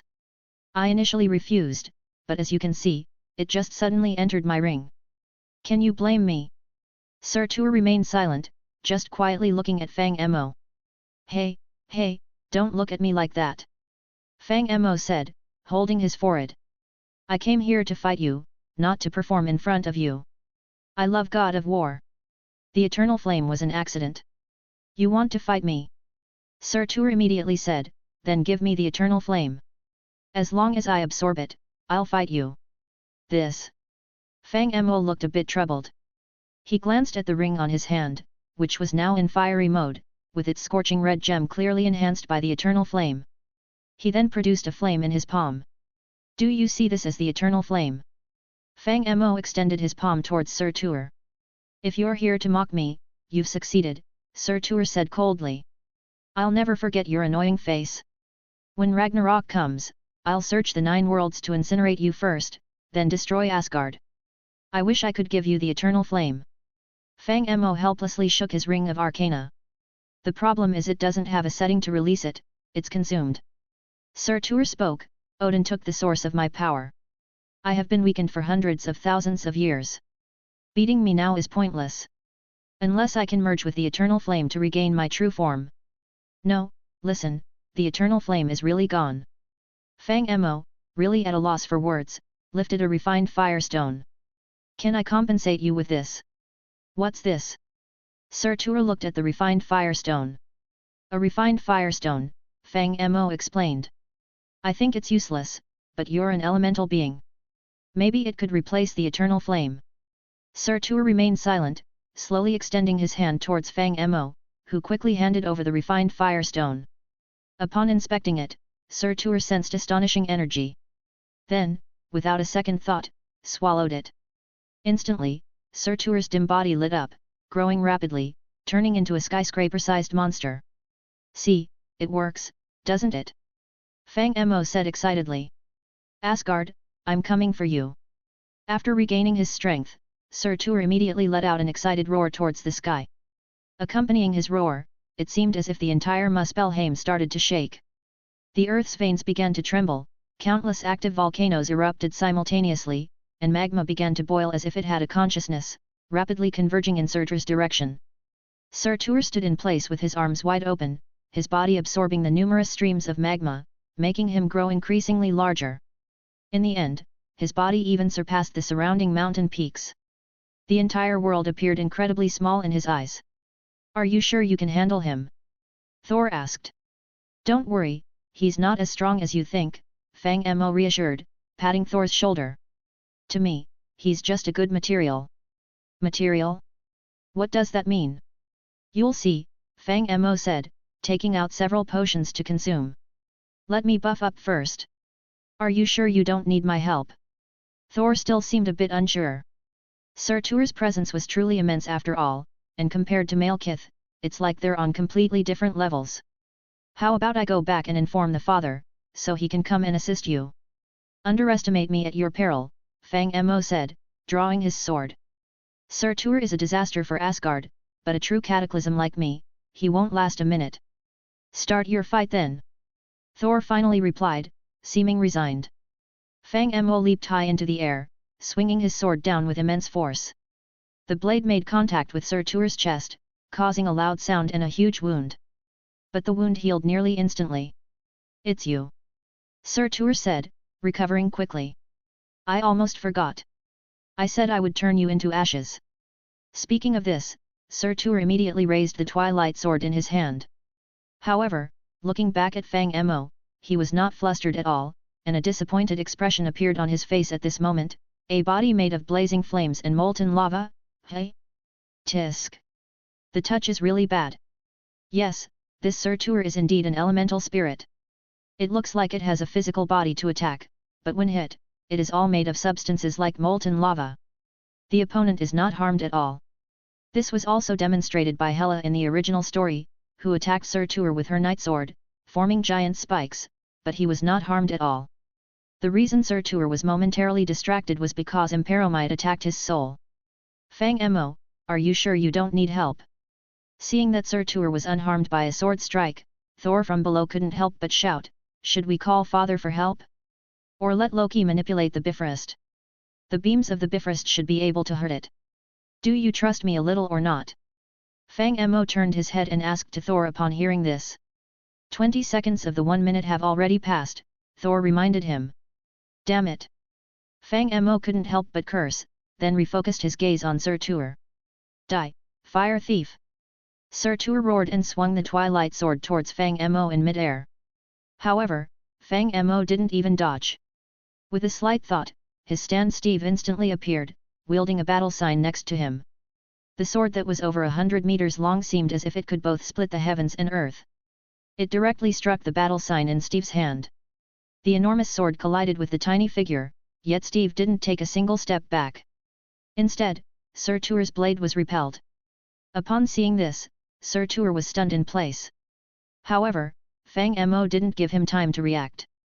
He raised his hand, and the Evertide amulet instantly shot towards the sky. With the sound of thunder, raindrops the size of beans began to fall pitter-patter. What? Surtur looked up incredulously at the sky. Muspelheim. It's raining. A torrential downpour washed over the entire kingdom of fire. Water droplets collided with molten lava, creating billows of steam. Hissing sounds filled the air as the scorched ground, hot enough to be hundreds of degrees, started to cool rapidly, becoming moist and cold. What have you done to this place, fire thief? Rain continued to pour on Surtur, evaporating instantly. Steam swirled around his body as he swung his twilight sword at Fang Mo, shouting, I will kill you. This time, Fang Mo didn't attack head-on. A black light flashed, and he teleported behind Surtur. Fang Mo waved his hand, and his ring of arcana and Evertide talisman activated simultaneously. It was as if hundreds of waterfalls had been forcibly squeezed together, then sprayed out from the palm of his hand. Under extreme cold, the mist turned into frost, as if he were holding a giant ice sword. With one slash, Surtur was instantly frozen in place. Lava might be immune to physical attacks, but it couldn't resist the extreme cold of the endless winter. Even though Surtur was the ruler of Muspelheim, the Casket of Ancient Winters was also a source of power in Jotunheim. The 9 realms restrained each other, it was an unchanging truth. Without waiting for Surtur to react, Fang Mo clapped his hands together. Thorns shot out from his body, quickly multiplying and splitting, forming a net that rapidly enveloped Surtur. The more Surtur struggled, the higher his body temperature became, and the thorns multiplied crazily. But the opponent was the ruler of the Fire Kingdom, and the entire world was aiding him. Lava surged from deep underground, gathering at Surtur's feet, filling his body, providing him with endless energy. Normally, this kind of monster would be unkillable. Whether crushed by gravity, torn apart, temporarily frozen by the breath of the Casket of Ancient Winters, or even shattered into pieces by the power of the space gem, as long as there was energy around, lava would quickly reform, constituting a new body for Surtur to continue wreaking havoc. But frankly, Fang Mo wasn't afraid of unkillable things. Because he wasn't just powerful himself. He also mastered the power of rules. It's all up to you now. With a thought, Steve's stand immediately appeared behind him. Steve quickly drank a few potions and then threw an ender pearl at Surtur's feet. The next second, he teleported and appeared in front of Surtur. Then came a familiar leap attack. Compared to Surtur's mountainous body, Steve might not even qualify as an ant. Yet, this plain, unremarkable strike, which couldn't even break the skin on Surtur's foot, made Surtur emit a painful howl. Suddenly, his body exploded violently. Countless lava droplets spewed out like plasma from within. Chapter 161, Steve Chapter 160. If Fang Mo represents the power of reality, then Steve, as his stand, signifies the power of rules. The broad-bladed greatsword in Steve's hand is also mixed with Nihilite. After continuous monster slaying and leveling up, its attack power has significantly increased, nearing 7% in percentage-based attack power. This means that when Steve swings his sword down, it will inevitably deal damage equal to 7% of the enemy's maximum health. Even if the opponent is an elemental life form composed of flames and molten rock and is immune to physical damage, as long as it's a biological entity capable of being attacked, the game rules of Minecraft will forcefully take effect, deducting 7% of the opponent's maximum life. This is an attack based on rules. It doesn't matter if Surtur is an elemental creature or even a god. If it doesn't dodge or block this strike, it can't avoid this damage. To be honest, Fang Mo didn't want to end the fight quickly. But Thor was actually counting down for him. So to save face, Fang Mo had to get serious. His Steve doesn't have the 1.12 version's attack delay. Even with a great sword in hand, he could unleash a flurry of slashes in the blink of an eye. Surtur's body froze for a moment, then exploded, scattering molten lava like rain. It looked like a severe injury, its left arm was cut off, a deep wound was opened on its neck, and there was a massive hole in its chest that could even accommodate an aircraft carrier. Surtur let out a painful scream and knelt on one knee, almost collapsing under its weight, leaning on its twilight greatsword, its aura dimming. "What did you do to me?" Surtur asked weakly. "Subdued you," Fang Mo smiled nonchalantly, pulling out a dark purple greatsword from within himself. "Don't worry, I won't kill you, I still need you the sword." Then he leapt up and thrust the great sword straight into Surtur's forehead. Without even a chance to speak, Surtur's head twisted into a vortex, sucking in its crown, flames and molten rock into the great sword. Even the boiling lava and the hot waves were sealed. Surtur disappeared entirely, replaced by an extremely hot magma greatsword. It radiated such heat that the ground turned into a lava pool. Fang Mo called the sword into his hand. As soon as he gripped it, he felt an astonishing wave of heat and a fury that wanted to burn everything. But such emotions barely disturbed him. "So, has it been a minute?" he asked Thor. Thor hesitated, looking at the flaming demon sword in Fang Mo's hand. It's 1 second short." "I knew I was awesome," Fang Mo grinned. "What if you couldn't finish Surtur in a minute?" Thor asked. "That's impossible," Fang Mo laughed. "If I can't finish Surtur in a minute, I would flood all of Muspelheim with infinite water, turning it into Atlantisheim." "What the hell is Atlantisheim?" Thor was perplexed. "Don't you have any plans to change your vengeful nature?" Thor asked. "Why are you asking me this?" Fang Mo was suspicious. "You didn't trick me, did you? Did I really finish Surtur in a minute?" Fang Mo questioned. "Of course it's true, I'm Thor, would I lie?" Thor answered quickly. "Seems legit," Fang Mo nodded. "See." Thor sighed in relief. "Only my brother Loki would deceive people." Fang Mo snorted, "One stabs from the front, the other backstabs, what a loving pair of brothers." "I even turned into a frog because of Loki," Thor changed the subject, "so what's up with that sword? Did you seal Surtur in it?" "Yes," Fang Mo explained, "I told you I wanted to use Surtur as material for a sword.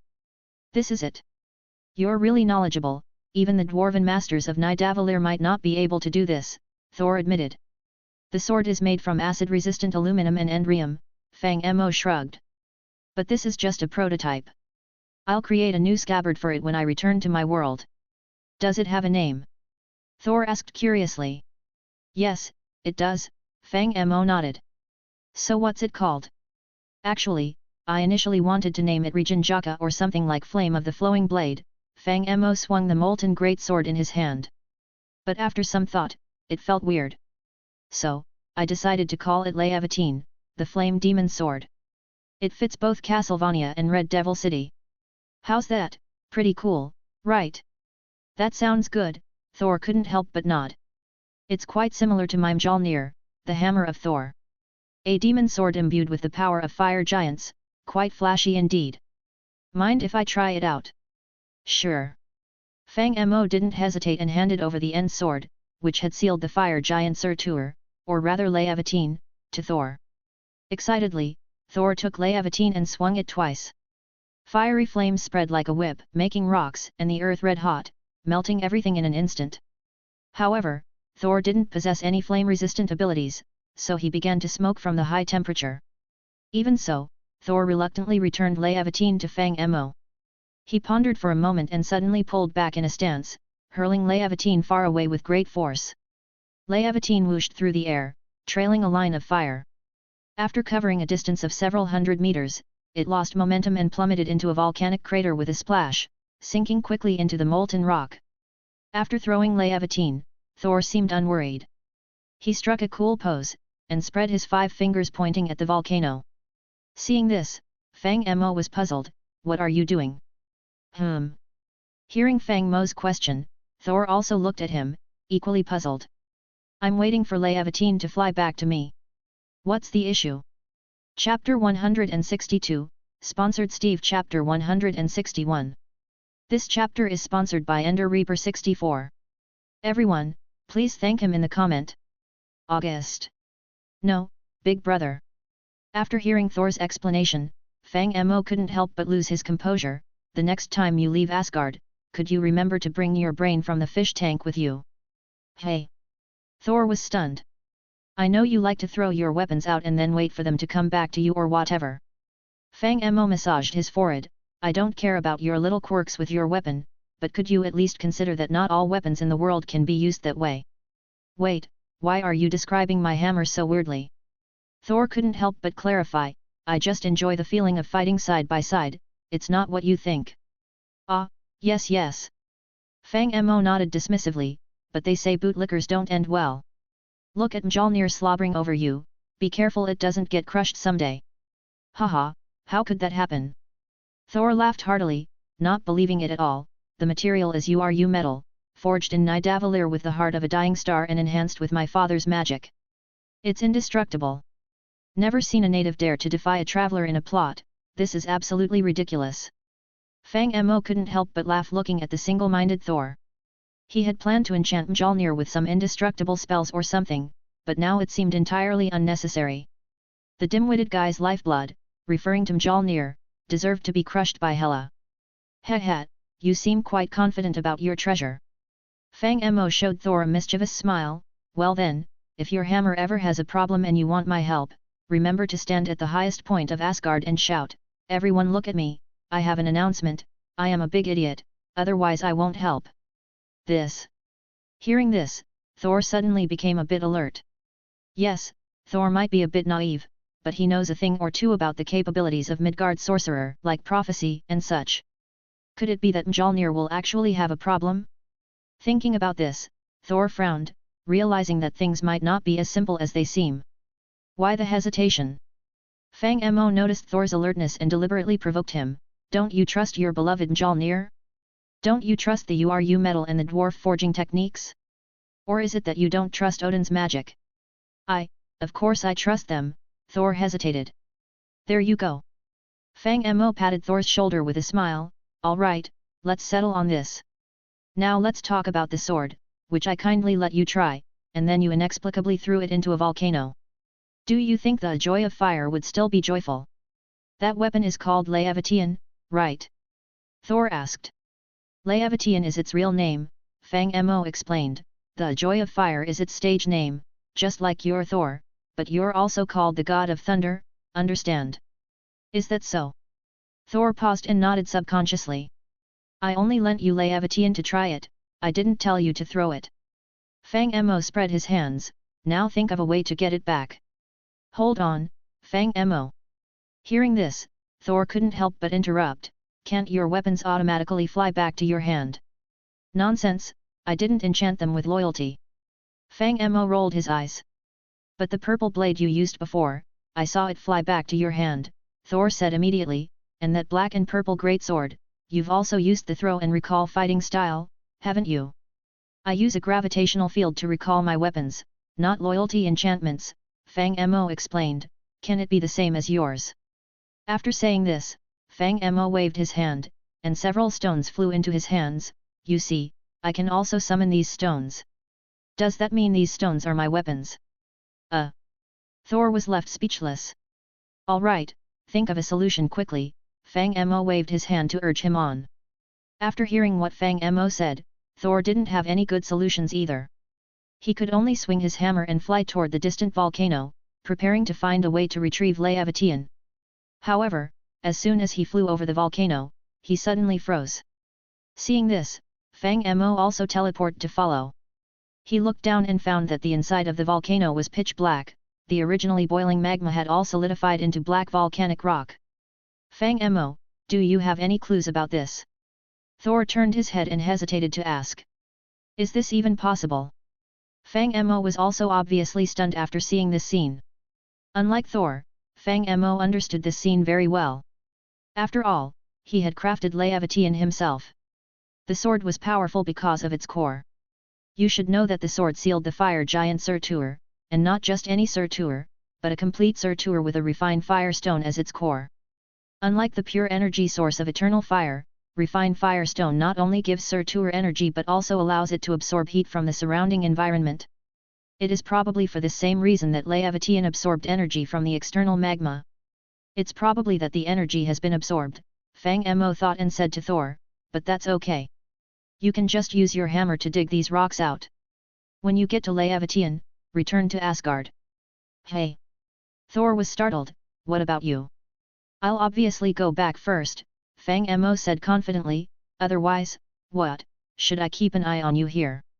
But... there are no buts. Fang Mo waved his hand, and dark blue mist enveloped his body, alright, just work on it. When you're done, call Heimdall. After saying this, Fang Mo's figure disappeared, leaving a puzzled Thor in Muspelheim. This. After seeing Fang Mo leave, Thor also became confused. He looked at his Mjolnir, then at the black-brown volcanic rocks under his feet, and suddenly became lost. However, before he could figure anything out, a large hole was suddenly torn open in the nearby space, and half of Fang Mo's body came out. I almost forgot to remind you, be safe when doing construction work. As Fang Mo spoke, he suddenly took out a sticky green helmet from his arms and slapped it onto Thor's head. This should do. This can protect your head, deflect projectiles. Remember, you only have one life, be safe. After saying this, Fang Mo's body withdrew back into the space rift. Wait! Before Thor could say anything, the spatial door disappeared, leaving him alone, wearing the strange helmet. As for Fang Mo, after returning to Asgard, he was in a very good mood and began to wander around the palace. Asgard really was a blessed land for him. The 3 items given by the lottery had been very reasonably utilized by Fang Mo. The Vulcanite amulet can not only provide infinite magma, but also change the weather. It's as useful as the Evertide amulet, which can create infinite water. These artifacts are top-notch. As for the refined Firestone, this thing really made Fang Mo experience ups and downs. Initially, he thought it was powerful, but then it could only boil water. He was about to give it up when Surtur swallowed it and regained his peak strength. So it's like turning waste into treasure. Now, his magic ring had not only absorbed the Casket of Ancient Winters but also devoured the eternal fire. Its power has been greatly enhanced. Fang Mo didn't know how strong the maximum output of the magic ring is now, but he thought it should be very powerful. Nothing makes you happier than improving your strength, except for women and pranks.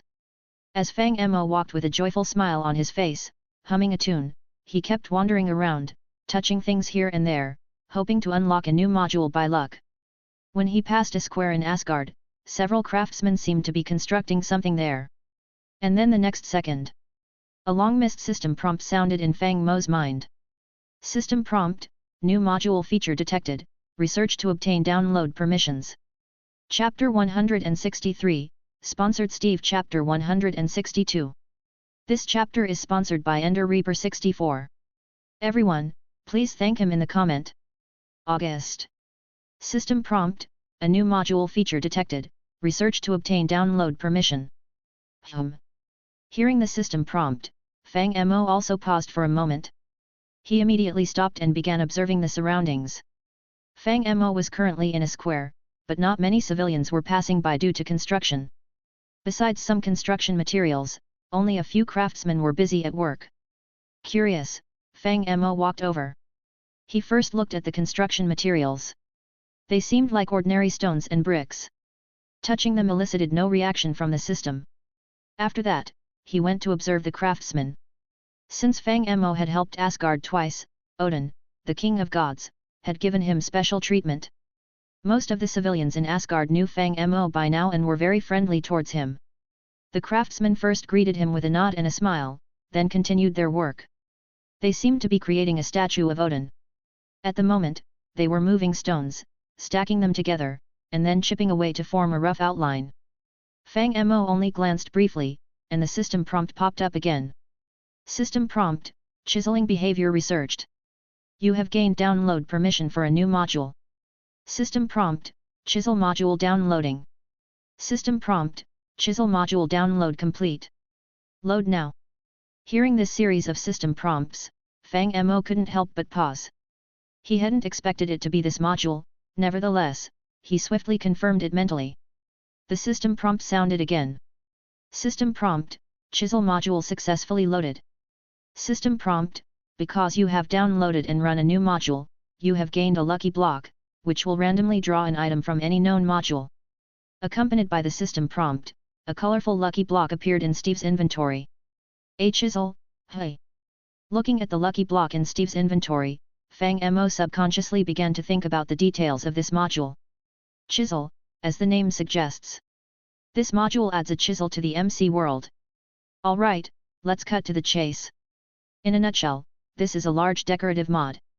Even though this mod only adds a tool called Chisel to the MC world, players can use this tool to carve a variety of original blocks, thereby creating over 2,000 different decorative blocks. In fact, from just a single diorite block alone, this Chisel mod can carve it into more than 30 different designs. The crafting of items in this mod is very simple, the so-called chisel only requires 1 iron and 1 stick to make. Thus this is another mod that is very friendly to Fang Mo. However, because it is a decorative mod, it doesn't enhance Fang Mo's abilities. Nonetheless, Fang Mo was still very ecstatic. Truly a mod paradise. Fang Mo looked around and couldn't help but sigh. How many mods has he unlocked in Asgard? This place is like a haven for him. Truthfully, if anyone wanted to destroy Asgard, Fang Mo would ensure he made them wish they were dead. Just as Fang Mo was planning to wander around more to unlock more mods, a maid suddenly walked over from a distance and bowed respectfully to him. Master Sorcerer, the Queen wishes to see you. Hearing that Frigga is looking for him, Fang Mo immediately stops wandering around. Previously, Fang Mo had asked her to help deal with ether particles and find a way to condense them back into the reality gem. Now that this maid has come to find him, it's obvious there are results. With that thought, Fang Mo walks towards the Queen's chamber.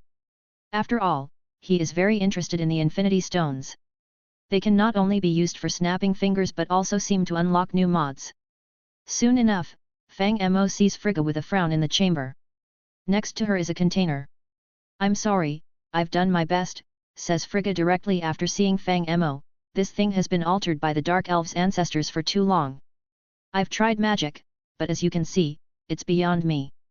Oh, I see, Fang Mo nods, not saying much more. Frigga has already done her best and is very polite, so he really can't blame her. However, Fang Mo does need the reality stone, so he has to find a way. He has 2 guesses. Either the Infinity Gauntlet has some kind of function that attracts Infinity Stones, or the collector knows how to restore the ether particles into the reality gem. It's time for a trip across the universe, he thinks, briefly setting his course of action. Where will you go? Frigga is curious. Asgard has diplomatic relations with many planets, and we have our ships. You can use them if you wish. Oh, I'll probably take a trip to the void, says Fang Mo, but it's not urgent now. I plan to go to Nidavellir via the Bifrost first. In that case, you should bring some alcohol as gifts. Frigga smiles, we have many fine wines here in Asgard, the dwarves are fond of strong liquor. Understood, I'll go to Earth to get some elixir/water of life. Fang Mo nodded and left Frigga's chamber. Due to having the space stone, traveling isn't troublesome for him. Even between Asgard and Earth, it's just a snap of fingers for him. But going to Nidavellir would be a bit troublesome. Since Fang Mo doesn't have the exact coordinates of Nidavellir, he would have to go there through the Bifrost. Fortunately, Heimdall, the gatekeeper, had a good attitude towards Fang Mo. Hearing he wanted to go to Nidavellir, he inserted his sword into the ground without a word, and in an instant, Fang Mo arrived at a star ring. It was a neutron star emitting endless halos. This neutron star had a metallic shell, all the armor plates were active, religiously collecting all the light and heat from the dying star, converting it into a boundless cosmic ray, precisely hitting the faux star orbit on the neutron star. And on this star orbit, numerous dwarves were busily forging weapons. Fang Mo didn't even need to land on this star ring. Just by witnessing this scene, a series of system alert sounds were ringing in his mind. System alert, new mod feature detected, research to gain download permission. Chapter 164, sponsored Steve. Chapter 163. This chapter is sponsored by Ender Reaper 64. Everyone, please thank him in the comment. September. After hearing a series of system notification sounds in his mind, Fang Mo was elated knowing that his trip to Nidavellir was the right decision. With a slight thought, Fang Mo's figure instantly transformed into a black light, teleporting directly into the nearby star ring. As soon as Fang Mo appeared, he heard someone exclaim from the side. "No! Catch it!" Accompanying the voice, an object resembling a grey water tank flew toward Fang Mo. Almost instinctively, he caught the object with one hand. Upon closer inspection, he found it was a huge crucible filled with nearly boiling liquid metal. Yes, the dwarves of Nidavellir were different from those in Western fantasy novels. Although called dwarves, they were much taller than ordinary humans, like little giants. Their body proportions were just a bit odd, which is why they were called dwarves. And this water tank-sized container was, for them, merely a crucible. Seeing this, the surrounding dwarves looked at Fang Mo in astonishment. The dwarves had been happily forging weapons inside the star ring of Nidavellir. A sudden flash of black light and the appearance of a human figure startled one of the dwarves, causing him to instinctively throw the crucible he was holding. Although he yelled "Catch it!" he never expected anyone to actually catch the object, which had a temperature exceeding 5,000 degrees. Most metals would have evaporated at this temperature. "Okay? Wait, who are you?" Just as all the dwarves were surprised, a guy taller than the average dwarf stepped forward, holding a huge hammer and staring cautiously at Fang Mo. "Who? Me?" Fang Mo asked playfully. "I'm a man adorned with many titles, the strongest Midgard mage, the savior of Asgard and Jotunheim, the ancestor of the ninja world who once looked up to the sky, the origin of hell's jokes, an angel investor in Adolf's soap factory, the despicable fire thief of Muspelheim, the unparalleled expert in the medical universe, the global human organ dealer, the head of organ trafficking. Now," Fang Mo leisurely said, "I've abandoned all that honor to come here and shoot the breeze with you." "Hey!" Upon hearing Fang Mo's words, not just the dwarf in front of him, even the other dwarves were stunned. They could understand each word the other party said, but for some reason, they couldn't comprehend them all together. At this moment, these dwarves looked at each other, all with a face full of confusion. Even Eitri, the leader of these dwarves, took a long time to reluctantly digest these words after hearing them. "So you're saying you saved Asgard?" Eitri pondered for a long time before asking, "Did the people of Asgard send you? Do you want us to help you make a weapon?"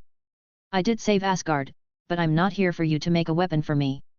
Fang Mo shook his head. "I came to exchange technology with you." "Hey! Do you mean weapon forging technology?" Eitri asked, baffled. "Yes," Fang Mo nodded. "Innovation doesn't happen in isolation, sometimes you have to share." "Prove your identity then," Eitri demanded. "If you saved Asgard, why not have someone notify us?" "Ah, wait," Fang Mo reached into thin air. "I forgot my witness in Muspelheim." Suddenly, space beside him shattered, and he pulled out a man cloaked in red and holding a shining hammer. The man was covered in rock fragments and sparks, and most bizarrely, wearing a sticky green hat. "This, Thor!" Eitri exclaimed. Thor looked bewildered. "I was just smashing a volcano and suddenly I'm here. But I recognize this place, it should be Nidavellir." "Hello Eitri, long time no see," Thor greeted awkwardly. "I was just working, haha. I might look a bit ragged but it's nothing serious." Just as he finished speaking, a thick, green slime oozed from his helmet and splattered on the ground, transforming into a bouncing slime creature trying to attack Thor's knee. An awkward silence filled the air. Quickly reacting, Thor stomped on the slime creature. Slime is not particularly strong. When Thor steps on it, slime bursts instantly, spraying large amounts of slime radially all around, even sticking a little bit to the shoes of the Dwarf King Eitri. Thor. Seeing this, Dwarf King Eitri can't help but speak, "If you are being forced, blink your eyes." "Eitri, it's not what you think." Thor touches his forehead. "I did accidentally lose a weapon my friend just made, so this is a small punishment. But don't worry, I've found the sword. Now I just need to pull it out." "What?" Eitri is stunned after hearing this. "Is he really your friend?" "What, don't I look like it?" Fang Mo pulled half of his body back from the black hole, holding a molten big sword in his hand. "Even the god King Odin calls me brother now." "Come on, Fang Mo, can you stop holding a grudge?"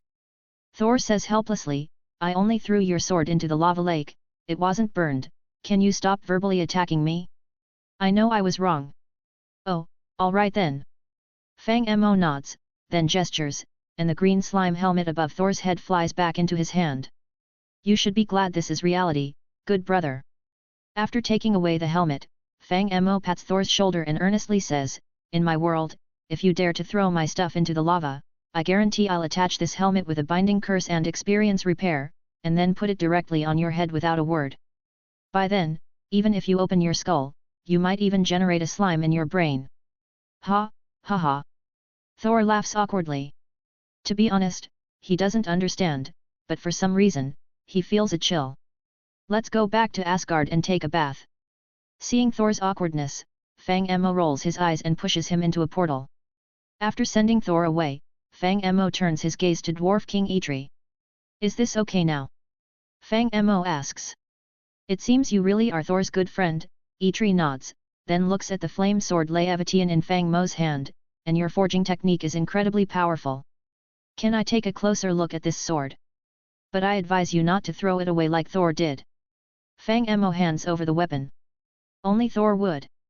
Eitri takes Laevateinn and carefully inspects it, soon becoming fascinated. These alloys are very special, even with resonance space and phase transfer functions, and this aluminum iron alloy. God above, how did you manage to fuse stone and metal? Is it some kind of magic? Or a new smelting technique? I call it Tinker's Construct. Fang Mo flips his palm and directly takes out a piece of bright pink acid-resistant aluminum ingot. Tinker's Construct? Sounds like a good name, Eitri nods subconsciously, continuing to inspect the Laevateinn sword in his hand. However, not long after, he frowns. Wait. Suddenly, Eitri's body sways twice. What is in this sword? It seems to be affecting me. As he says this, Eitri's body suddenly catches fire without any signs, like a tailed beast going out of control. The power and will of Surtur begins to influence him. But seeing this, Fang Mo directly takes Laevateinn back into his hand. Hey! The weapon was taken away, and Eitri immediately woke up. What just happened? This sword is also known as the Joy of Fire. Fang Mo explains, the meaning of the name is roughly, when someone holds it, it will soon take control of that person to set fires and cause destruction everywhere. And seeing this, the sword would be particularly happy. It sounds like a very dangerous weapon. Eitri shakes his head and signals the other dwarves to continue working, but your forging skills are indeed very amazing, completely different from what we know. I think we can have a good exchange. As he speaks, Eitri slowly walks forward. Soon the two arrive in front of a room made entirely of metal. Eitri pushes the door open with force, and the room's interior decoration immediately catches Fang Mo's eyes. Both walls are full of a wide array of weapons and armor, and the table is piled with various unknown gemstones and metals. In the next second, several system prompt sounds ring in Fang Mo's mind. System prompt, non-industrial charged cold weapons concept researched, you have gained the download authority for a new module. System prompt, non-industrial high charged cold weapons concept researched, you have gained the download authority for a new module. System prompt, biological materials, gemstone materials, alloy materials, you have gained the download authority for a new module. System prompt, Redstone Armory, Redstone Arsenal, Tinker Construct expansion starts downloading. Chapter 165, Sponsored Steve Chapter 164. This chapter is sponsored by Ender Reaper 64. Everyone, please thank him in the comment. September. After hearing the system prompt, Fang Mo was also stunned for a moment. Unlocking 3 modules in one breath isn't bad. Fang Mo had a vague impression of these 3 modules, especially the Redstone Arsenal and the Redstone Armory. They probably added some new weapons and equipment to the game. Fang Mo couldn't recall the specifics, but vaguely remembered things like Flux Crystal Block, Flux Crystal, Gelid Endrium, and Gelid Gem, etc. Then, these materials were used to make some weapons, defenses, or small props. Not many features and their performance could only be described as mediocre. Apart from these 2 modules, the remaining Tinker's augmentation was rather interesting. Similar to Tinker's expansion, Tinker's augmentation also added many new materials and traits, ranging from weak black stone all the way to wither, lightning lava, ice rock, and oracle steel. More materials and traits meant more realistic experiments. Fang Mo was genuinely interested in this, as it was so much fun.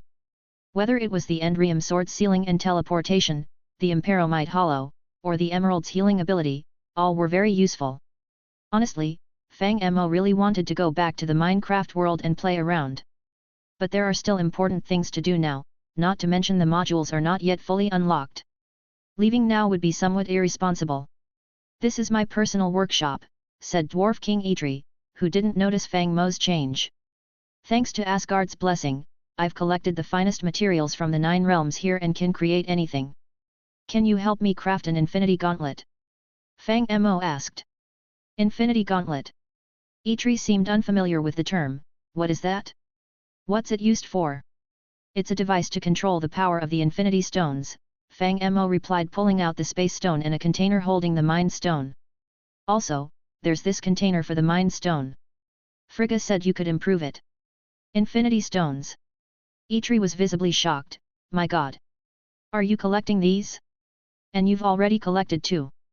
To be precise, 3, shrugged Fang Mo, casually pulling out a container holding ether particles. This. Eitri couldn't help but widen his eyes. Anyone who holds even 1 infinity stone becomes incredibly powerful, and unowned stones are even more elusive. How did you manage this? Is there a possibility that? Eitri drawled. Fang Mo broached with a smile. That I'm actually stronger than them. Alright, I'm starting to believe you really saved Asgard, Eitri acknowledged, giving Fang Mo a deep look. So, can you make the gauntlet for me? Fang Mo requested. In theory, yes, answered Dwarf King Eitri. Odin had me make one before, but I don't know where I threw the blueprint. I'll have to look for it. How long will it take? Fang Mo inquired. It won't take too long, Eitri explained. Once we find the blueprint, the rest is pretty straightforward. We just need to make some molds, cast the components, and then assemble them into a glove. It sounds quite familiar, Fang Mo couldn't help but comment after hearing Eitri's explanation. It seemed that the dwarves' forging techniques were not so different from those in Tinker's construct, almost identical in fact. Finding the blueprint is not urgent, Eitri waved his hand. I'd rather discuss forging knowledge with you. Where did you get the metal for the sword you forged? And I can vaguely sense some kind of strange magic on it, as if it's warping the laws of reality. How did you do that? Well, it's a long story, Fang Mo grinned, pulling out several bars of different metals. You've heard of dimensional demons, right? These metals are theoretically from other dimensions, so you won't find them here. As for the magic, it's the same principle. I see, Eitri seemed to understand quite well and looked somewhat excited. Could you show me? I have all kinds of tools here. How about you forge a weapon for me to see? Of course, I can also show you my forging skills, we can learn from each other. Fang Mo hesitated upon hearing Eitri's request. Is it inconvenient? Eitri asked. It's not that it's inconvenient, Fang Mo rubbed his chin. It's just that I usually forge equipment in my world. I've never tried it outside, to be honest. It's okay, my equipment is quite complete, Eitri immediately declared. You're welcome to try. You can use any materials here. I have my own materials, Fang Mo thought for a moment and decided to give it a try. He was curious to see if forging tinkers construct items in the real world was possible. It would be interesting if it worked, he wouldn't have to return to the Minecraft world to make equipment. So he got started. Fang Mo reached out and pulled a table over 2 meters wide from within himself. It was a tinker's construct tool forge that he had already materialized in the X-Men world. After that, Fang Mo proceeded to pull out several aluminum brass molds, some metal materials needed, and some other items used in Tinker's construct weapon casting. Lastly, Fang Mo even took out a pile of scorched bricks, planning to build a furnace to test. However, it turned out this method wouldn't work. First, the smeltery couldn't function, it turned into regular bricks when taken out. Secondly, the molds and components also had issues. Even if he barely managed to make a component, it couldn't be combined on the tool forge. Not knowing what went wrong, Fang Mo eventually had to give up. Perhaps it's because the rules between different dimensions are different. Don't worry, Eitri reassured Fang Mo and then picked up a crucible to tinker. Alright, don't be depressed. Let me show you my forging skills. Just as he finished speaking, another system prompt sounded in Fang Mo's ears. System prompt, Scythe Sword Weapon Structure Researched. You have gained download access to a new mod. System prompt, Tinker's Reforged mod is now downloading. Chapter 166, Steve Chapter 165. System prompt, Tinker's Reforged module starts downloading. Upon hearing this system prompt, Fang Mo couldn't help but raise his eyebrows. Seeing Eitri, who was fiddling with a crucible and metals not far away, Fang Mo couldn't help but think, it's all thanks to you. Just a casual move can trigger a module download, he's truly a master forger in the Marvel world. If he ever gets the chance to visit the League of Legends universe, he definitely wouldn't want to miss the chance to talk to Orn about ideals. Of course, besides that, master forgers from other worlds are also welcome. Like Urtsunemeya from Bleach, Melk from Toriko, and so on. As Fang Mo was lost in thought, Eitri, the dwarf king not far away, pulled a weapon out of the mold. Alright, it's done. Eitri placed this curved weapon into a nearby water pool for quenching, then wiped it a few times with a soft cloth. Here, take a look. Oh. Fang Mo took the weapon and examined it. Although the material wasn't made from Uru metal, it was still a weapon handmade by the dwarf king. It looked pretty good and would certainly be a sharp tool on Earth. How is it? Eitri was quite confident in his skills, smiling at Fang Mo with his chest high. My forging technique is pretty good, isn't it? Indeed. Fang Mo nodded, then immediately took out the enchantment altar. Fang Mo placed a piece of lapis lazuli at each corner, then placed the curved sword at the altar's center. A mysterious power emanated from his hand, enveloping the weapon. As the lapis lazuli turned into powder and vanished, the weapon began to emit a faint purple-gold glow. Fang Mo picked up the weapon and found that it now had a durability 3 enchantment. Eitri also noticed that the weapon had changed. Examining it, this is indeed a magical blessing, but it doesn't seem to align with Asgard's magic system. Different systems of power. Fang Mo simply explained with a shrug. Just then, the previously unlocked Tinker's Reforged module had finished downloading. A prompt appeared in Fang Mo's mind. System prompt, Tinker's Reforged module download complete, load now. Fang Mo mentally confirmed. System prompt, Tinker's Reforged module successfully loaded. System prompt, due to downloading and running a new module, you received a lucky block which will randomly draw an item from any known modules. Accompanying the system prompt, Steve's inventory once again received another lucky block.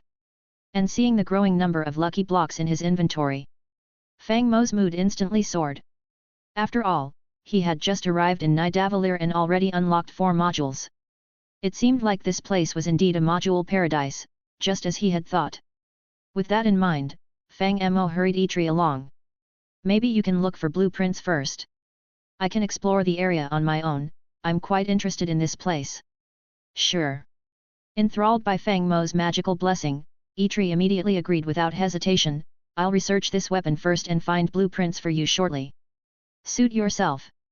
Fang Mo shrugged, then turned and left. The overall area of Nidavellir was quite small.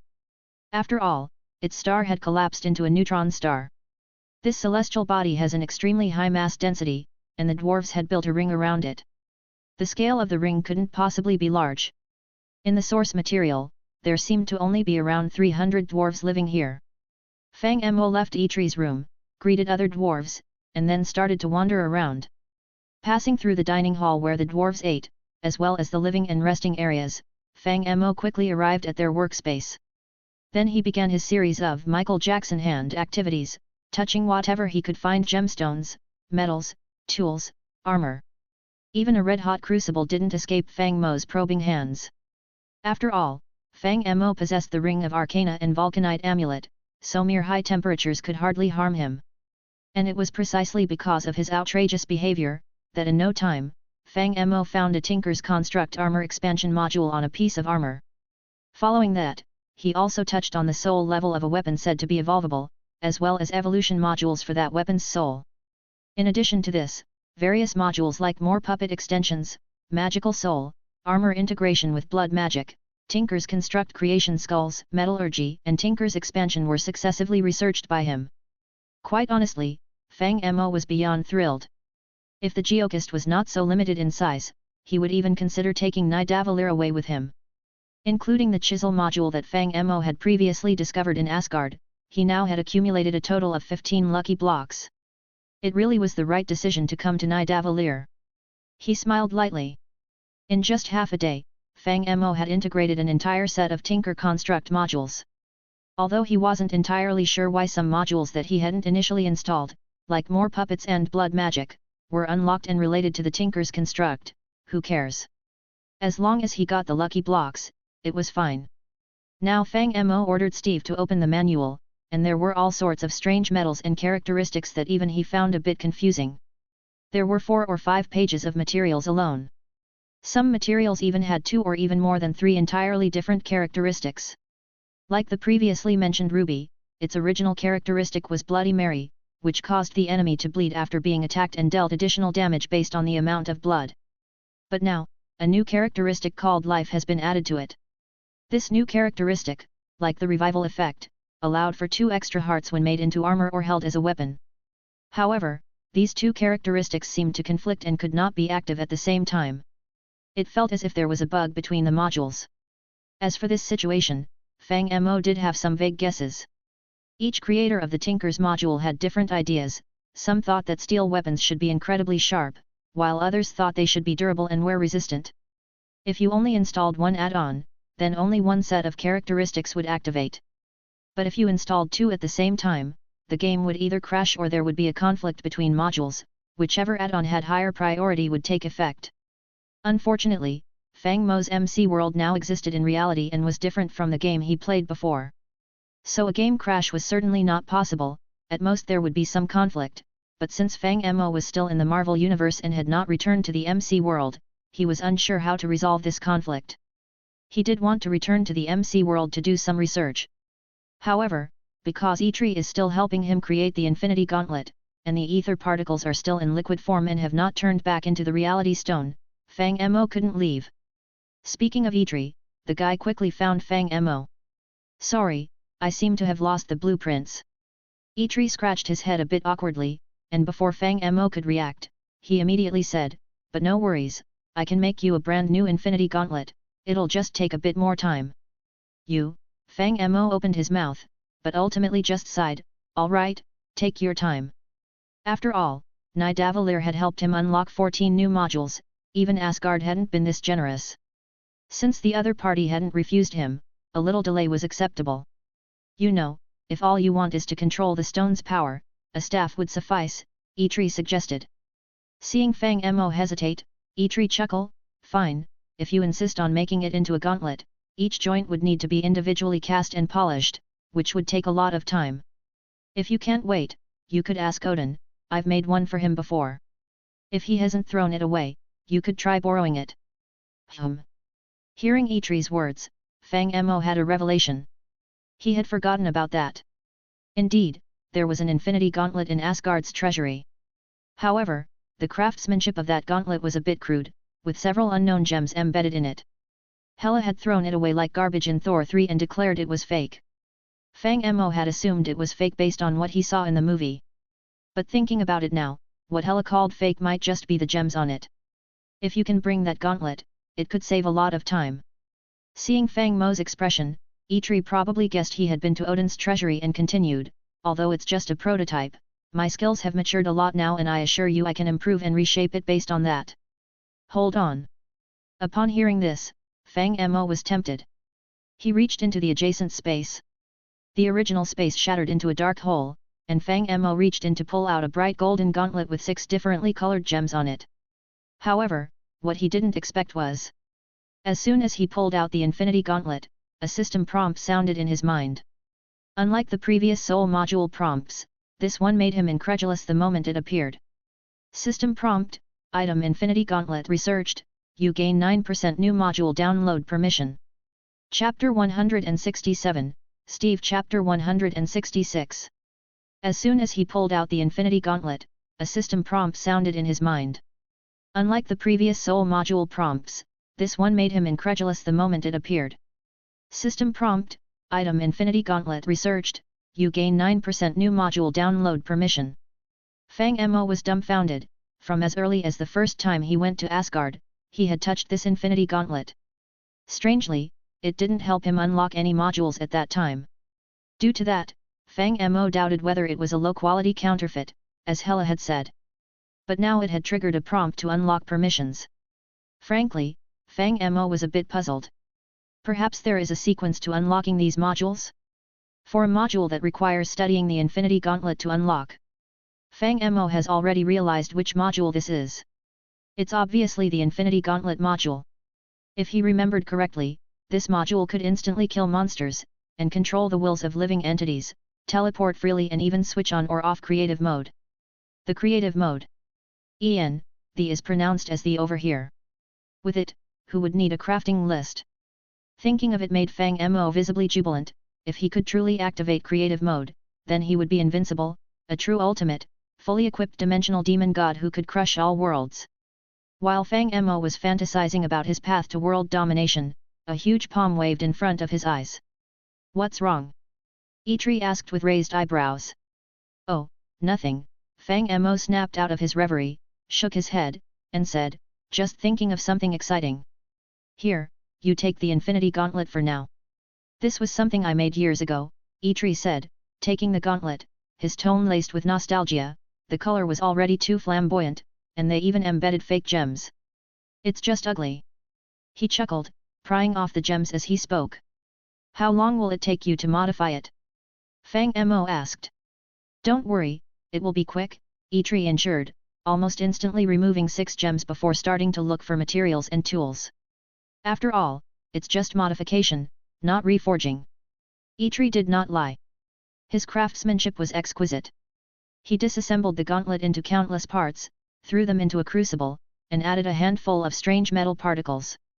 Soon, the crucible was boiling. Eitri poured out the waste liquid and picked out a pile of silver parts, which seemed smaller than before some surface metal had melted off. Then he started polishing, engraving, gilding, remelting, and tempering the parts. Before long, a pale gold glove was presented to Fang Mo. Try it, Eitri said, wiping the sweat from his forehead. All right, Fang Mo was not shy, putting on the glove immediately. He then took out the space stone and slightly loosened his fingers, just like Thanos in the movies. With a ding, the glove automatically attracted the space stone into a socket. Endless cosmic energy flooded out, and Fang Mo felt powerful spatial energy filling his body. A shockwave emanated from him, blowing all the giant tools around him away. How is it? Eitri asked. It feels great, Fang Mo smiled, moving his right hand a bit. Can this thing neutralize the side effects of the Infinity Stones? What do you mean? Eitri asked. The influence of the Mind Stone, Fang Mo explained. It can affect the subjective thoughts of the holder. In theory, it should be able to block the influence, Eitri affirmed. The glove is designed to use Infinity Stone to control the others. If the Mind Stone affects your thoughts, this effect should be negated by the other stones, like the Space Stone's phase-shifting energy field. Oh, then I'm relieved.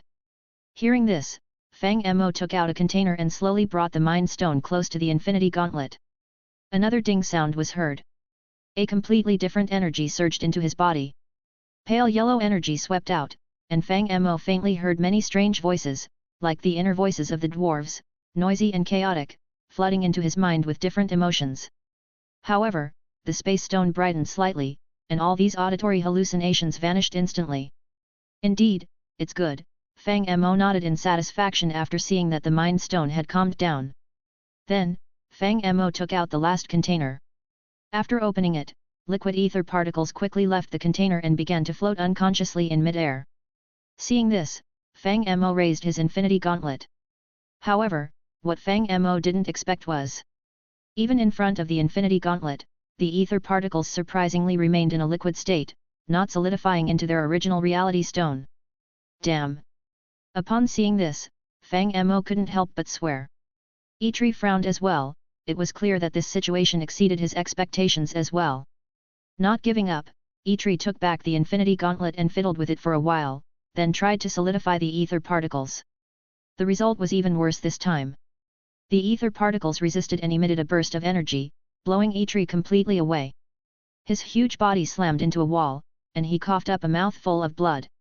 All right, it seems I can't handle this thing.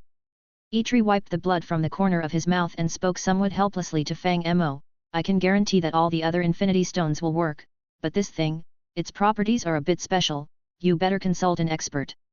I just wiped them out a few days ago.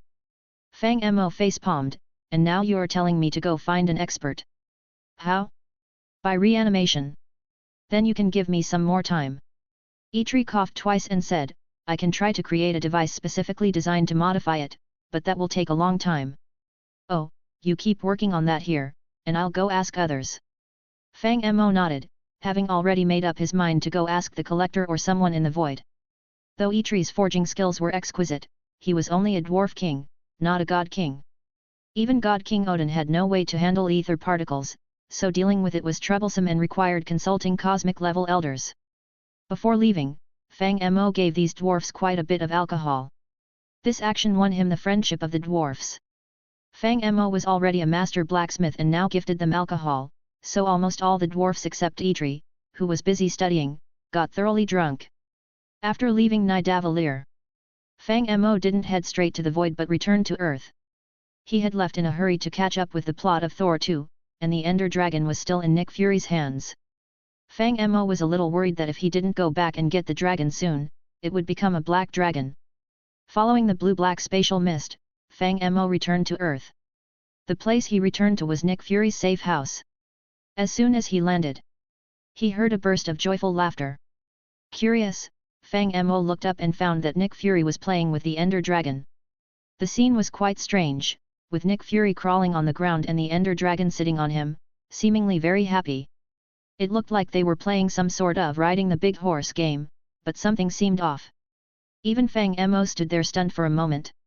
However, the Ender Dragon's perception was strong, and noticed Fang Mo's sudden appearance. It let out a joyful roar and flew toward Fang Mo. Ma-a-a-a-a. The Ender Dragon burrowed into Fang Mo's arms and affectionately rubbed its head against him. Only at this moment did Nick Fury suddenly realize what had happened. He jumped up from the ground, his once cheerful face turning serious, trying to act like nothing had happened. Is everything sorted out on Asgard's end? Nick Fury asked, pretending to be calm. You were having a lot of fun just now. Fang Mo couldn't help but tease, so what were you playing? Horse riding. I was just mopping the floor. Nick Fury retorted, you know, ever since S.H.I.E.L.D. was disbanded, I've had to clean these safe houses myself. This mischievous little guy just happened to jump on me. Do you have some sort of beast fetish? Fang Mo looked suspiciously at Nick Fury, then at the Ender Dragon in his arms. You don't think this little guy will transform into a human, do you? Why would you think that? Nick Fury paused. After all, you are Fury, so being a furry makes sense, right? Fang Mo touched his chin. Nick Fury deadpanned. Don't cause trouble as soon as you return. Remember, you asked me to take care of this little pet. Do you know how hard it is to take care of it? Nick Fury grumbled, changing the subject effortlessly. What? Does it bite people if it doesn't get to play riding the big horse? Fang Mo retorted with a wide grin. Can you stop mentioning riding the big horse? Nick Fury felt a twitch in his eye. I've been busy taking care of it these days. Well, it's a dark horse, indeed. Fang Mo said cheerfully. Nick Fury looked at Fang Mo, took a deep breath, and finally said, Agent Barton was injured by it and is currently undergoing treatment in the hospital. Chapter 168, Steve Chapter 167. You're saying Hawkeye is injured? Upon hearing Nick Fury's words, Fang Mo was also stunned. He glanced unconsciously at the little Ender Dragon in his arms that was acting spoiled, his face full of disbelief. Isn't this thing just a pet? Can it hurt people? That's what you think, Nick Fury said. You don't actually think everyone is like you, knowledgeable in magic or capable of casually bringing out legendary treasures, do you? Do you know what people in New York are calling you now? What are they calling me? Fang Mo asked curiously. A god among men, Nick Fury said. Honestly, even though you haven't joined the Avengers, it doesn't stop some people from worshipping you as a deity. Decision made, from today on I will protect New York thoroughly. Upon hearing this, Fang Mo immediately clapped his hands. I will strike immediately. If I encounter criminals, I'll cut off their heads, skin them, and hang them upside down on trees for all to see. I must turn New York into a paradise without criminals. Hold on, Nick Fury quickly interjected. Is that what you call protecting New York? If you do that, you'd probably become New York's most terrifying criminal. Violence is a necessary means when I execute justice, Fang Mo waved his hand and said. That's called executing evil. Nick Fury touched his forehead. You didn't do things like this in Asgard, did you? Didn't the gods there find you troublesome? Oh, I exterminated a race called the Dark Elves, Fang Mo said nonchalantly. They are said to be a very ancient race, but all they think about is stealing from others, so I casually eradicated them. Just for stealing, you exterminated them? Nick Fury couldn't help but ask, did the people of Asgard have no objections to this? They were stealing from Asgard, Fang Mo shrugged. Nick Fury rubbed his temples, pained. The dim light shone on him, and his expression darkened. Wait, were you just defending the Dark Elves? Fang Mo suddenly asked, you don't think stealing is a big deal? Just go and maintain justice on the streets, I don't want to deal with you anymore. Nick Fury finally couldn't help himself. Honestly, you're even more troublesome than those hydras lurking in the shadows. Oh, then I'll go, Fang Mo nodded, then directly opened a space door preparing to leave. Wait, Nick Fury suddenly said. What? Fang Mo sneered with a smirk, you can't bear to see me go and want to hear more jokes. I don't want to hear any of those, Nick Fury retorted, I just want to remind you, your little dragon is not a well-behaved creature. You'd better prepare more food for it. Oh? How so? Hearing this, Fang Mo also looked down at the little dragon. The dragon looked back with eyes as beautiful as amethysts, nuzzled against his chest, and emitted a soft breath. Its appetite exceeds my understanding, Nick Fury said, this pet of yours, I suspect it can draw nutrients from any organic matter, from grass to earthworms, frogs in rivers, roadside trees, my belt, stray animals on the streets, even hair and nails, it eats almost everything. It eats everything. Fang Mo was a bit surprised, then looked at the little shadow dragon in his arms, so, does it eat feces? Don't know, I haven't fed it that, Nick Fury shook his head, if you're interested, you can try feeding it, he offered. I'll pass, Fang Mo rejected instantly with a raised hand. Next to him, his stand Steve brought out a piece of raw meat steak. Reality-altering ability activated, a flash of white light, and a chunk of meat as large as a basin appeared in Fang Mo's hand. The little ender dragon saw this lump of meat and its eyes instantly widened. It began to speak in a halting tone, scratching Fang Mo with its small claws. Mommy, hungry, want to eat. I'm not your mommy, I'm your daddy. Fang Mo corrected it with a smile, be good, call me daddy, and you can eat. Mom. Mommy. It's daddy. Mommy. Daddy. Mom. Dad. Frustrated, Fang Mo sighed, could it be that this dragon really can't call me dad? Is. Mommy. The little ender dragon shouted again. Forget it. Finally, Fang Mo gave up and put the meat on the ground. The little ender dragon pounced on it, wagging its tail and tearing into the beef. Nick Fury, who had heard the exchange between Fang Mo and the ender dragon, asked curiously, you can understand this little guy? Translation magic, Fang Mo casually explained. Fang Mo then grabbed a watermelon from Steve's hand, come, good son, have some watermelon. Meat, tasty. The little ender dragon shook its head like a drum and continued to eat the beef. If you don't eat, your Uncle Nick will. Fang Mo warned, he loves watermelon. Do you know how he lost his eyesight? He was stealing watermelons in the dark and got stabbed. Upon hearing this, the little ender dragon looked at Fang Mo, then at Nick Fury, hesitated for a while, then started gnawing on the watermelon, making quite a juicy mess. Do you even know how I lost my eyesight? Nick Fury was getting annoyed, what's all this about stealing watermelons? I'm an American, I've never heard of such things. Fang Mo then handed him a packet of seeds, take this. What is this? Nick Fury was a bit confused. Magic seeds, said Fang Mo, they're good stuff, comparable to that milk you had on the helicarrier. That milk almost killed me, Nick Fury facepalmed, if not for you stirring the pot, we wouldn't have had that infighting. On the contrary, Fang Mo shook his head, that discord among you was inevitable. Without it, your so-called alliance would fall apart. You always have your reasons, Nick Fury shook his head, forget the past, I'm more interested in your translation magic. Can it translate alien and beast languages? Can you understand what cats say? Never tried, Fang Mo shook his head, but probably not. He had never tested this aspect. Considering the lower intelligence of ordinary cats and dogs, even if the translation was successful, the result would likely be very strange. For example, dog, my owner is my god, I want to play outside, pant, pant.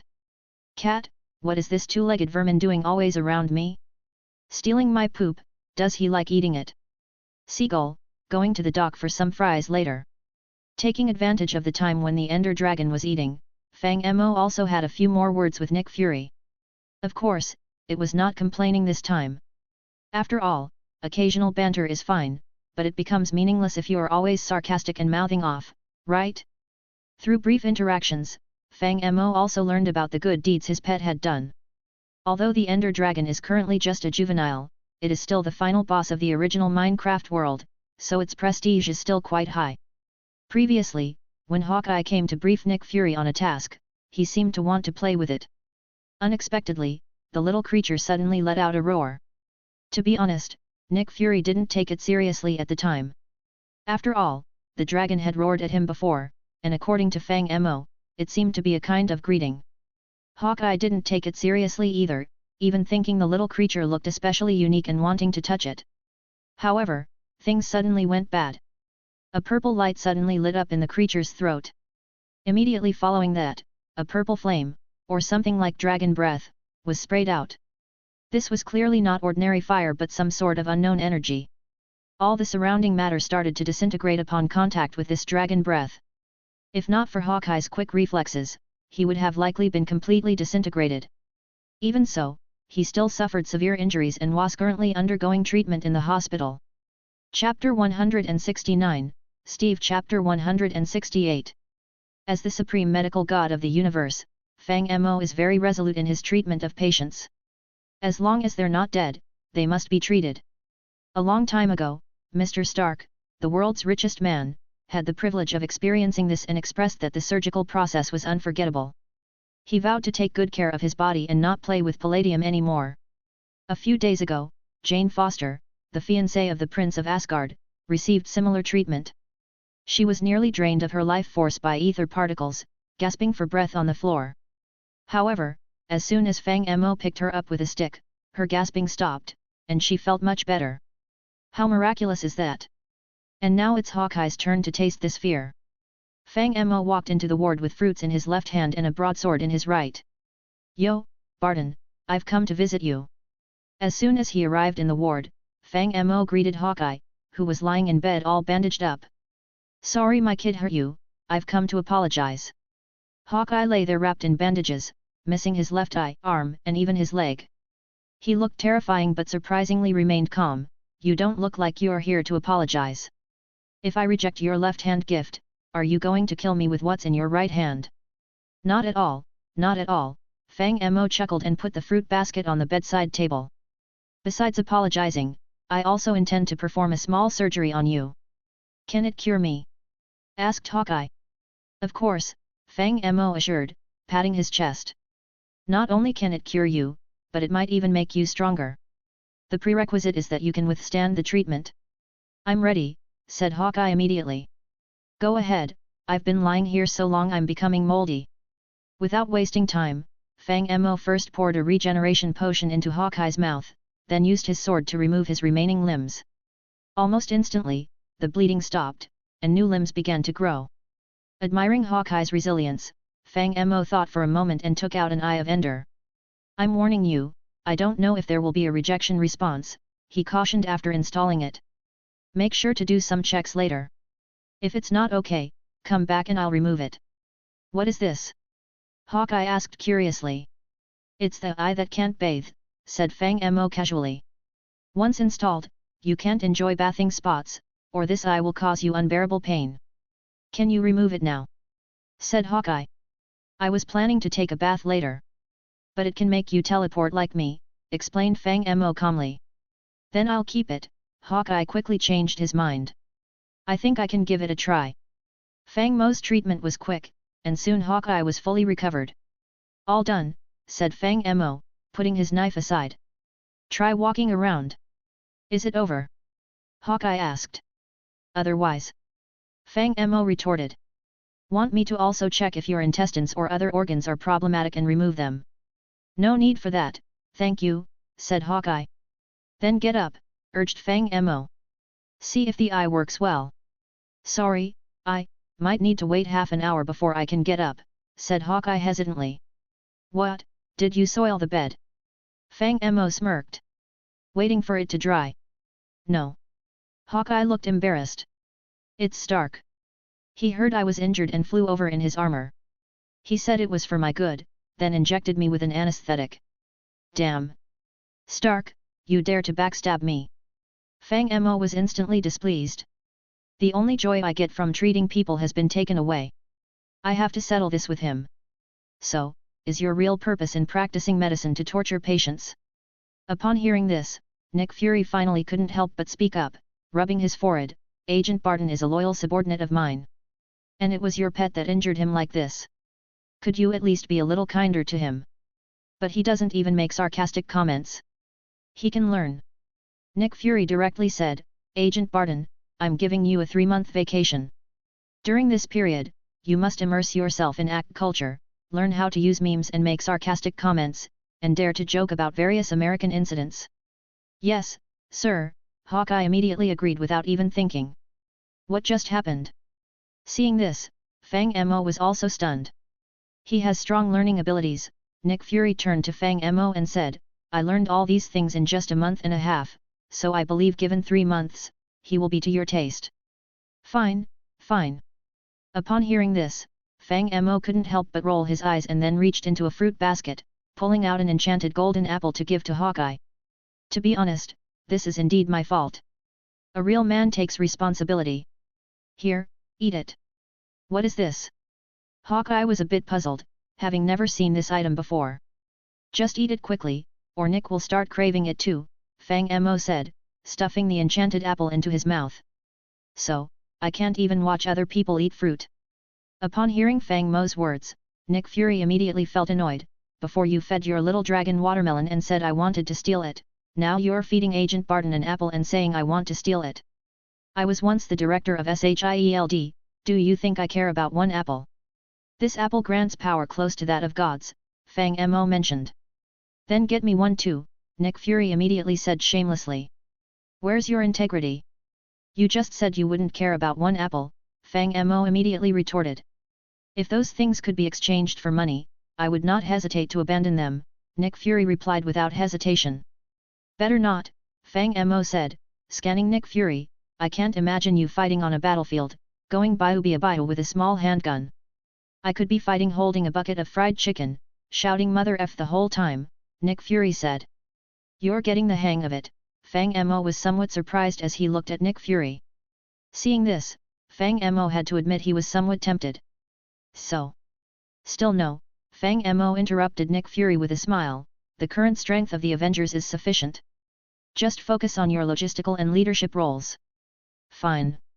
Upon hearing Fang Mo's words, Nick Fury didn't argue, may the strength of the Avengers always be sufficient. During their conversation, Hawkeye's body had gradually returned to normal. The enchanted golden apple seemed to have boosted his constitution, and he rapidly metabolized the anesthetic in his system. Soon enough, he got out of bed and removed all his bandages, looking at his hands excitedly. How do you feel now, Agent Barton? Nick Fury immediately asked, do you think you could beat Captain America? Sir, you might not believe it, Hawkeye clenched his fists, even if he and Iron Man team up, I have the confidence to take them both down. Are you sure? Nick Fury asked, I remember Stark also ate a golden apple. Oh, his was ordinary, Fang Mo helped to explain, this one is enchanted, so the effects are different. Theoretically, one Hawkeye could beat 9 Captain Americas without weapons. That's strong. Nick Fury was visibly surprised, then humans could really turn into gods after eating this. By the way, Barton, how are your eyes? I feel good, Hawkeye said, my vision is clear, and I can even vaguely sense spatial changes around me. Try teleporting. Fang Mo asked. But I don't know how, Hawkeye touched his left eye subconsciously, I tried just now, but I couldn't do it. No, Fang Mo smiled, you will do it. Right after saying this, Fang Mo used an Evertide amulet to scoop up some water and threw it at Hawkeye. The water splashed on the bed as Hawkeye's figure turned into purple snowflake particles and disappeared. Fang Mo's thrown water landed on the empty bed. Chapter 170, Steve Chapter 169. You see, didn't he just learn to teleport? Seeing that Hawkeye suddenly disappeared, Fang Mo also became happy. He pointed to a puddle on the bed and said to Nick Fury, "Spread the word, Hawkeye wet himself out of extreme fear while I was operating on him." This. Nick Fury couldn't help but touch his forehead. "Seriously, for a moment I can't even tell who you're making fun of." "The main goal is to damage Tony's confidence and tell him that even anesthesia won't work," Fang Mo explained. "Speaking of Tony, what has he been up to lately? What else could he be doing?" Nick Fury said, "Of course, he is dating his young girlfriend and also doing some charity work. He can't even spend all the money he has, so it's just to ease his own guilt." "What about Pietro?" Fang Mo asked. "He should still be under surveillance," Nick Fury thought for a moment. "Oh, I see." Fang Mo nodded and then directly opened a portal. "Then I'll go take care of this matter first. Just stay here and don't move." "What, you're coming back?" Nick Fury asked. "More or less," Fang Mo nodded. "I have to deal with the mess left by the Dark Elves and need to make contact with alien civilizations. But it's annoying to not have anyone to complain to along the way." "Alien civilizations, hey?" Nick Fury's eyes flickered slightly, not sure what he was thinking, but he quickly said, "All right, contact me directly after you're done with that." "Fine, but I'm taking this pet with me." Fang Mo reached out and directly hugged the Ender Dragon into his arms. "Otherwise, I'm afraid I'll come back and see you two playing horsey again. You just can't let that go, can you?" Upon hearing this, Nick Fury's face turned even darker than a pot's bottom. "Ha ha ha ha." Fang Mo ignored Nick Fury, only leaving a series of joyful laughter. A misty space immediately enveloped him, and then he disappeared without a trace. And at the same time, inside Stark's cozy little villa, he was holding a glass of red wine, chatting with Pepper Potts. In front of them was a dining table with candles, 2 steaks, and a variety of other exquisite dishes, creating a somewhat romantic atmosphere. What a wonderful day! Stark lifted his glass of red wine, pondered for a moment, and then began speaking to Pepper. "Pepper, there's something I've been thinking about for a while, and now." Before he could finish, a bright blue mist suddenly burst out in the living room. Then the space collapsed into a black hole, and Fang Mo's figure slowly walked out from it. "Hey, what are you eating?" Fang Mo looked up to see the 2 people at the dining table holding wine glasses and staring at him blankly. He spoke directly, "Well, you guys are even drinking. Do you need peanuts? I have a plate right here." As he said this, Fang Mo really did pull out a plate of fried peanuts. "Tony, it looks like you won't be able to say what you wanted to say today." Although Pepper was startled, it wasn't the first time Fang Mo had suddenly appeared in their living room. She quickly calmed down and even smiled at Stark. "What do you think?" Stark opened his mouth, but after struggling for a while, he couldn't say a word. At this moment, the AI Jarvis spoke, "Mr. Stark, I'm sorry, but I still can't prevent magical teleportation." "What's the point of this?" Hearing this, Fang Mo patted Stark on the shoulder with a smile.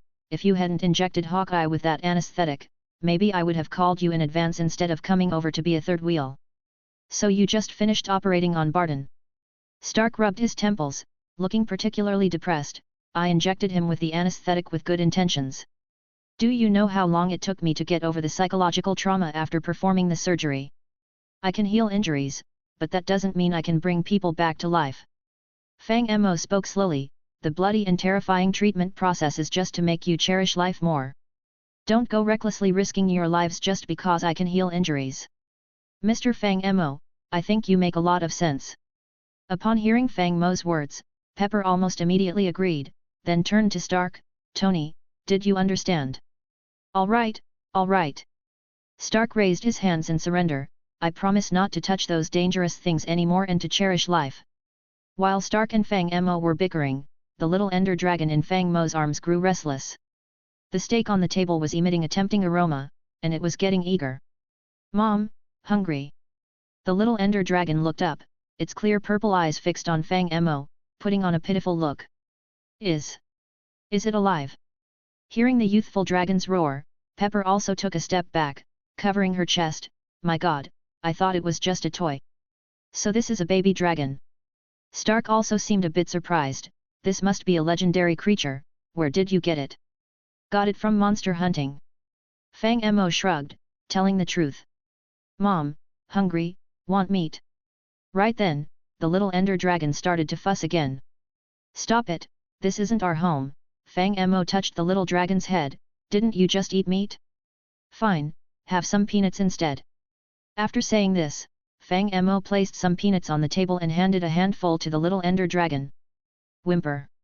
The little dragon seemed a bit disappointed, but it started munching the peanuts in Fang Mo's palm, crunching happily. Wait, your dragon eats peanuts? Stark couldn't help but ask, curious. It eats not just peanuts, but also seeds. According to Nick, it eats anything: shoes, bed sheets, sofas, remote controls. But it loves meat the most. Can I feed it? Stark seemed excited hearing this. This was a legendary dragon, after all. What man could resist feeding it? Oh, sure. Fang Mo nodded without thinking much. Stark immediately cut a piece of meat from his steak and extended it on a fork towards the little ender dragon. The little ender dragon was chewing peanuts mournfully when it saw someone offering meat. It opened its mouth and took a bite without a second thought, snapping the fork in half. However, the little ender dragon didn't realize anything was wrong. It happily chewed the meat, swallowed it with a gulp, and then started wagging its tail, looking expectantly at Stark, who was not far away. This. Stark looked at the broken fork in his hand and then at Fang Mo. Is it going to be okay? It's fine. Fang Mo waved it off nonchalantly. Joking aside, the ender dragon does have the word dragon in its name.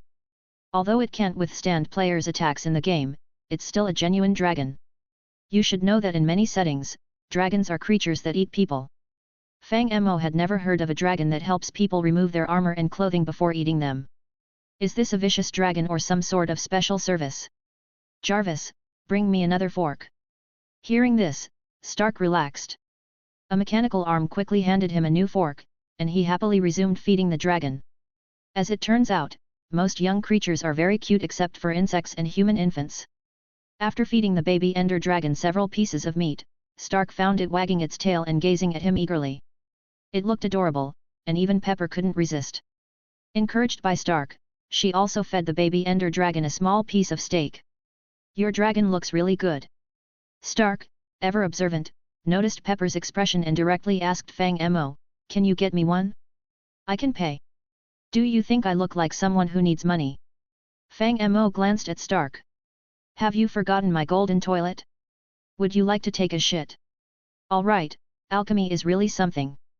Hearing Fang Mo's words, Stark realized this was unlikely to happen. So he asked, can you lend me this little guy for a couple of days? I can promise to feed it the best food, play music for it, give it massages, and even play frisbee with it in the sky at 5,000 meters, wearing Iron Man armor. What you're saying is tempting, but still no. Fang Mo shrugged his shoulders. No joke, after what happened to Hawkeye, Fang Mo didn't want to waste another enchanted golden apple. Even if he isn't lacking in gold, that's not a reason for charity. So you came here just to show off your pet dragon. Hearing this, Stark became a bit annoyed. Oh, that's not actually why. Stark's comment reminded Fang Mo. He directly said, I almost forgot. I came here to cause you trouble. Chapter 171, Steve. Chapter 170. After being reminded by Stark, Fang Mo also remembered the purpose of his visit. Yes, he came here mainly to deal with Wanda and Pietro. However, after seeing Stark, he got sidetracked and forgot about it.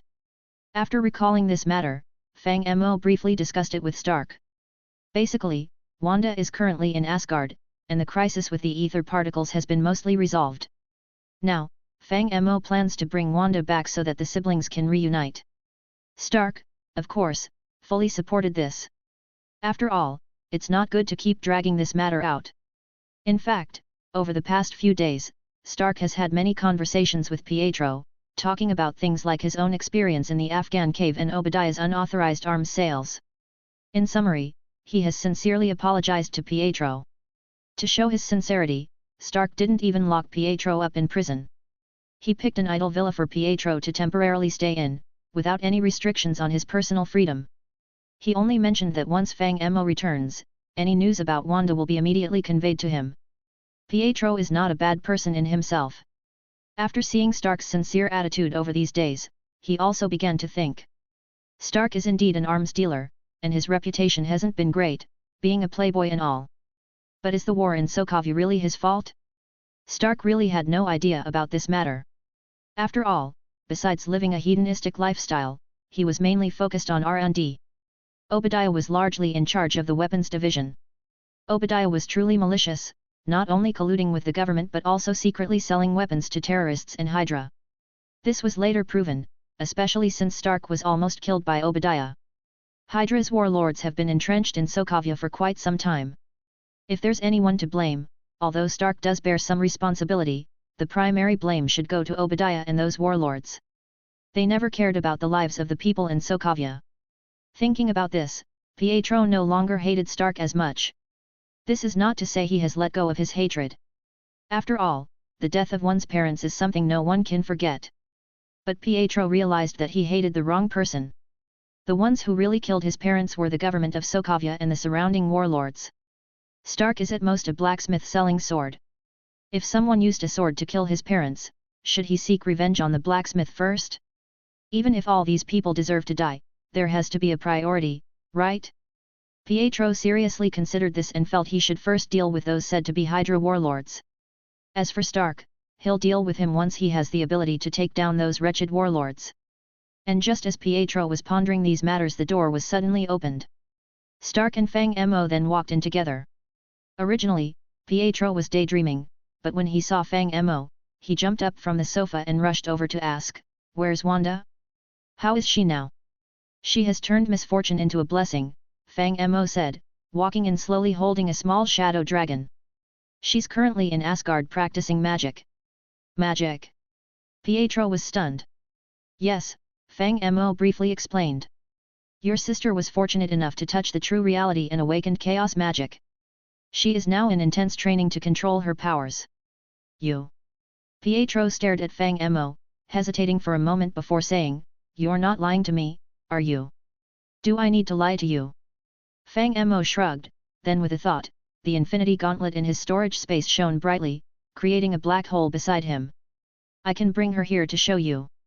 Fang Mo reached in and pulled out Jane Foster. "Hey? What is this?" Jane seemed puzzled too. She looked around and then saw Fang Mo. "It's you? Why did you pull me here?"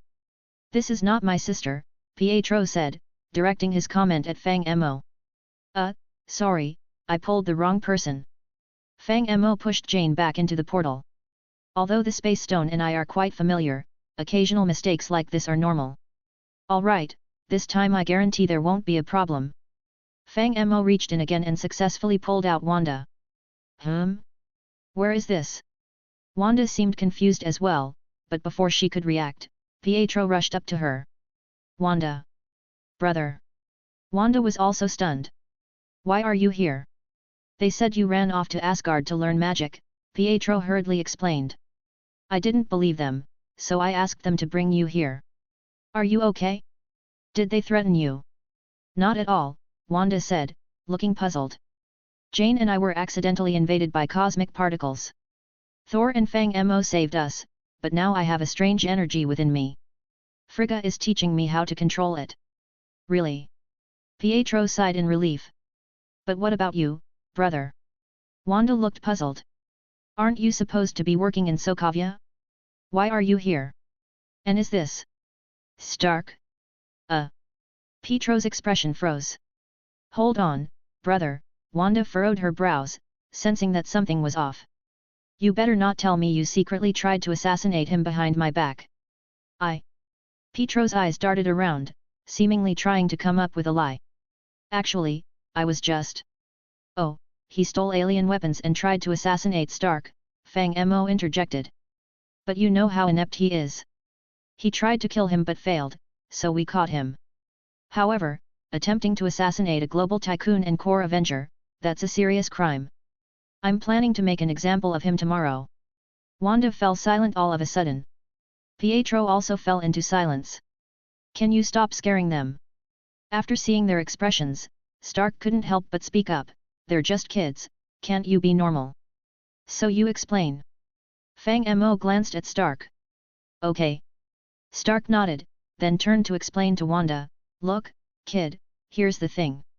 Unlike Fang Mo, Stark was genuinely serious and meticulous in his explanation because it involved his previous weapons department. He explained what was going on with Pietro, how Fang Mo had discovered Wanda's disappearance, and then went to Asgard to help, including apologies. After listening, Wanda was stunned for a long time. On one hand, she didn't expect Pietro to be so daring, sneaking off to assassinate Stark and secretly sidelining her. On the other hand, Stark's attitude made Wanda even more conflicted. She had already been confused when she saw him desperately protecting civilians. Now, Pietro should be arrested for trying to assassinate him, but Stark didn't mind and asked Wanda to come and collect her brother. Anyway, Pietro is her brother. No matter how angry she is, she can't ignore him. So she nodded and took Pietro back. Can you open another portal? After taking Pietro back, Wanda also said to Fang Mo, I still have to go back to Asgard to study magic. Hey! Before Fang Mo could respond, Pietro was stunned. Wanda, am I also going to Asgard? You have to stay by my side now. Wanda glared at Pietro, if I leave you in Sokovia, you'll mess around. Asgard is light years away from Earth, stay there. But my job. Pietro wanted to complain. Wanda frowned. Never mind.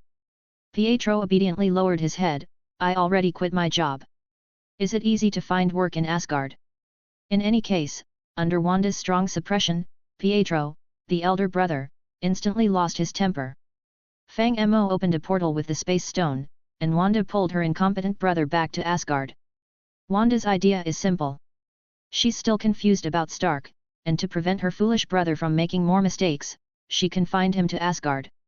The Maximoff siblings issue was quickly resolved. Afterward, Fang Mo chatted with Stark for a bit. You have a lot of houses. Fang Mo, holding a small ender dragon, casually sat on the sofa, can you build a house? Help me build one that I can pack and take with me for interstellar travel. Interstellar travel?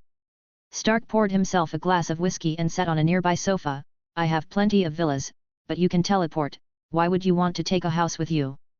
Some places you can't get back from even with spatial teleportation. Fang Mo shook his head, not explaining his ability to traverse other worlds. But honestly, he does need a modern residence. If one day he travels to an ancient world, at least he won't have to fight for pit toilets with ancient people. Modern toilets are just too awesome, greatly enhancing the happiness when using the restroom. So, you want me to build you a house?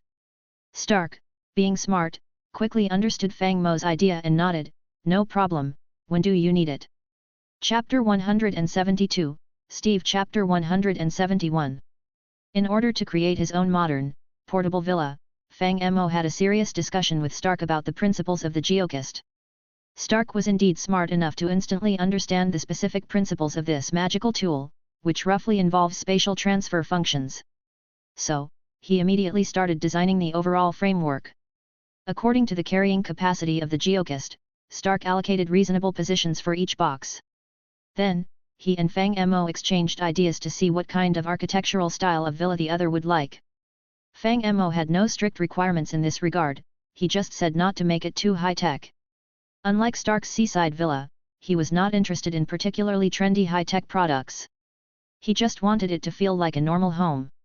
Upon hearing this, Stark nodded and delegated the decorating and design work to Jarvis. As for himself, he made a phone call, purchased a vacant plot of land and some essential construction materials, and even took a large arc reactor from the storage room. Since Fang Mo's house needs to be portable, it can't be connected to external power supplies or any other utility pipelines, whether for natural gas or water, so he mainly dealt with this aspect. As for Fang Mo, while Stark was working on the portable villa, he also took some random stuff from Steve and started tinkering. Fang Mo was still studying the Geokist, but unlike the portable villa, he was researching other things at the moment. For example, a portable forge or a portable beacon. Both concepts are easy to understand. Taking the forge as an example, Fang Mo planned to set up an enchantment altar, iron felt, tool forging station, armor assembly station, mold processing station, part processing station, display cases, mold boxes, and similar items within an 11x11x11 range. Although he had already tested in Nidavellir and found he couldn't use molten metal and molds to cast Tinker's parts in reality, it was still feasible to simply coat certain equipment with layers of redstone, layers of obsidian, or add durability or infinity-like enchantments. So, Fang Mo indeed needed such a small workshop. After all, he couldn't always be pulling out an enchantment altar or a tool forging station from within himself every time he helped someone with enchantments, could he? Although it's not impossible, it feels a bit low class. The importance of portable beacons is even greater. As we all know, beacons can provide various buffs to players. Speed, urgency, strength, resistance increase, jump enhancement, life recovery. If Fang Mo creates multiple beacons and then puts them all in a geochest, he can just open the box whenever he wants to fight, and instantly get all kinds of buffs. Easier said than done. This has always been Fang Mo's way of doing things. And today is no exception. Fang Mo first greets Stark and then walks out onto an open area, controlling Steve to dig up a square meter of soil. He then places the geochest in the pit and right-clicks to open it. The moment the geochest opens, the ground within an 11x11 range disappears instantly.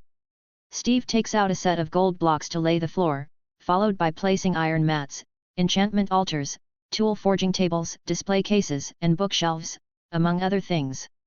But what's worth mentioning is that after Fang Mo places the bookshelf, once reality triggers, he is surprised to find that these books are actually real. Fang Mo casually reads a few books.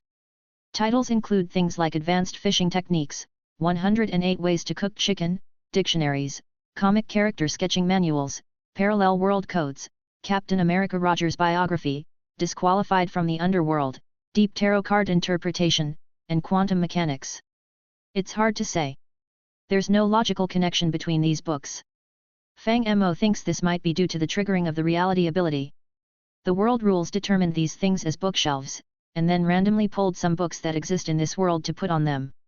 As for the content, that doesn't seem to matter. Wow! Fang Mo flips through these books and finds that because of a localization mod, he can understand all the contents, and some of the books are surprisingly interesting. Fang Mo has awakened the Steve avatar for so long now. He never thought that the reality ability could still bring him surprises. Shaking his head, Fang Mo puts the books back on the shelf and starts placing other items. Aside from the bookshelf, the reality of other items is nothing surprising. Quickly, Fang Mo sets up his little workshop and closes the geochest. In an instant, the small workshop disappears, replaced by the original piece of land. Fang Mo doesn't stop, taking out another geochest to place in the pit. Opening the geochest again, removing the original ground, Fang Mo starts laying stone blocks as flooring. This time, Fang Mo doesn't use gold blocks directly because he plans to use gold as the base for the beacon. If the floor is also made of gold, it would look a bit strange when connected. Soon, Fang Mo piles up a 9x9 gold base, then a 7x7 second layer, followed by a 5x5 third layer and a 3x3 fourth layer, stacking them to form a pyramid-like gold structure. And on top of this pyramid, Fang Mo commands Steve to place a beacon. But what Fang Mo didn't expect was, the moment Steve places the beacon, a white light column shoots up to the sky, slowly diffusing above, followed by a strange energy filling the sky and earth. Even ordinary people who know nothing could feel a warm sensation inside. Damn, this beacon is pretty awesome. Seeing this, Fang Mo is also stunned for a moment. But soon, Fang Mo starts studying the beacon in front of him. The appearance of this beacon is quite similar to the one in the game, both being block-shaped objects. Each side of this object is sealed with a layer of transparent glass. Inside the glass is a base made of obsidian, with numerous incomprehensible runes carved into it. Above the base, a rhombus-shaped silver crystal is slowly floating. Pure, warm energy continuously emanates from this crystal, bouncing and refracting off the inner walls of the glass, finally converging into a dazzling white light that shoots straight into the sky. Fang Mo cautiously placed his palm on the glass, feeling the rhythm inside. Before long, ancient and mysterious knowledge appeared in his mind. It was about a dimension called the Nether, where a powerful and forbidden undead being was sleeping. Waking and defeating it through an ancient ritual would crystallize its power and life. This crystal would be brighter than the stars in the sky and could even illuminate the entire Nether. Thus came the origin of the Nether Star. After learning this strange knowledge, Fang Mo also gained a vague grasp of how to use this energy. Unlike the forbidden, death-filled dark power of the Wither, the Nether Star gave off a warm feeling. It seemed like a source of white magic that could enhance human strength, physical fitness, heal pain, and even affect or interfere with souls, resisting all external harm. The shell of the beacon seemed more like a catalyst made of runes. It could activate the inert energy inside the Nether Star, blessing most creatures in a particular area with this energy. Of course, because this is reality, the beacon's output is entirely different from the game. It could give a very small range of people godlike powers or extend its influence to make countless ordinary people healthier and less prone to illness. As for the limit of this range, if a base as magnificent as a pyramid could be constructed for the beacon, it would turn into a massive energy amplifier, eventually covering a quarter of the Earth. Frankly, even Fang Mo himself was stunned by this. Damn, this is amazing. Fang Mo looked at the beacon in front of him, somewhat astonished. As a game boss, the Wither doesn't have a great reputation among Minecraft players. Take Fang Mo, for instance. After summoning the Wither, Steve could kill it in less than 10 seconds, counting its invincibility time. Without invincibility, a max-level Wither-killing broadsword could kill one in a second. In the mod Avaricia, the number of Nether Stars needed is calculated by the group. Fang Mo had killed so many Withers while playing with his teammate that he was numb to it. Therefore, he never took the beacon and the Nether Star seriously. But after being actualized into reality, it turned out to be pretty damn powerful. Staring at the beacon in front of him, Fang Mo's thoughts began to race. If the Nether Star was actualized, it would essentially turn a Dimension Lord into a battery. If he could figure out how to use this energy, then filling up his storage space with Nether Stars would make him invincible, wouldn't it? Excited by this thought, Fang Mo was about to perform further tests when suddenly, sparks appeared in the nearby space, followed by the opening of a circular portal. Ancient One walked straight out of it. She first looked at the continuously glowing beacon on the ground, then at Fang Mo, and fell into a brief silence. After a long while, Ancient One finally spoke. So, which dim-witted dimensional demon god has offended you this time? Chapter 173, Steve Chapter 172. In your eyes, am I really that crazy? After hearing Ancient One's statement, Fang Mo couldn't help but retort, so casually using other dimensional demon gods as batteries. In all the futures I've observed with the Time Stone, your likelihood of destroying the world is more than 10 times greater than all other dimensional demon gods combined. Doesn't that say something? Ancient One calmly replied. That's just your personal opinion, Fang Mo argued. Do you have any evidence? Right now, I'm the great hero who saved the world. Then would you care to explain the current situation? Ancient One said, do you have any clue about this energy core from another dimension that's in front of you? What clue could I possibly have? Fang Mo said bluntly, if you insist on saying that Diaoling is a lord of dimensions, then there's nothing I can do. I can easily kill this thing hundreds of times over. So, what exactly are you trying to do?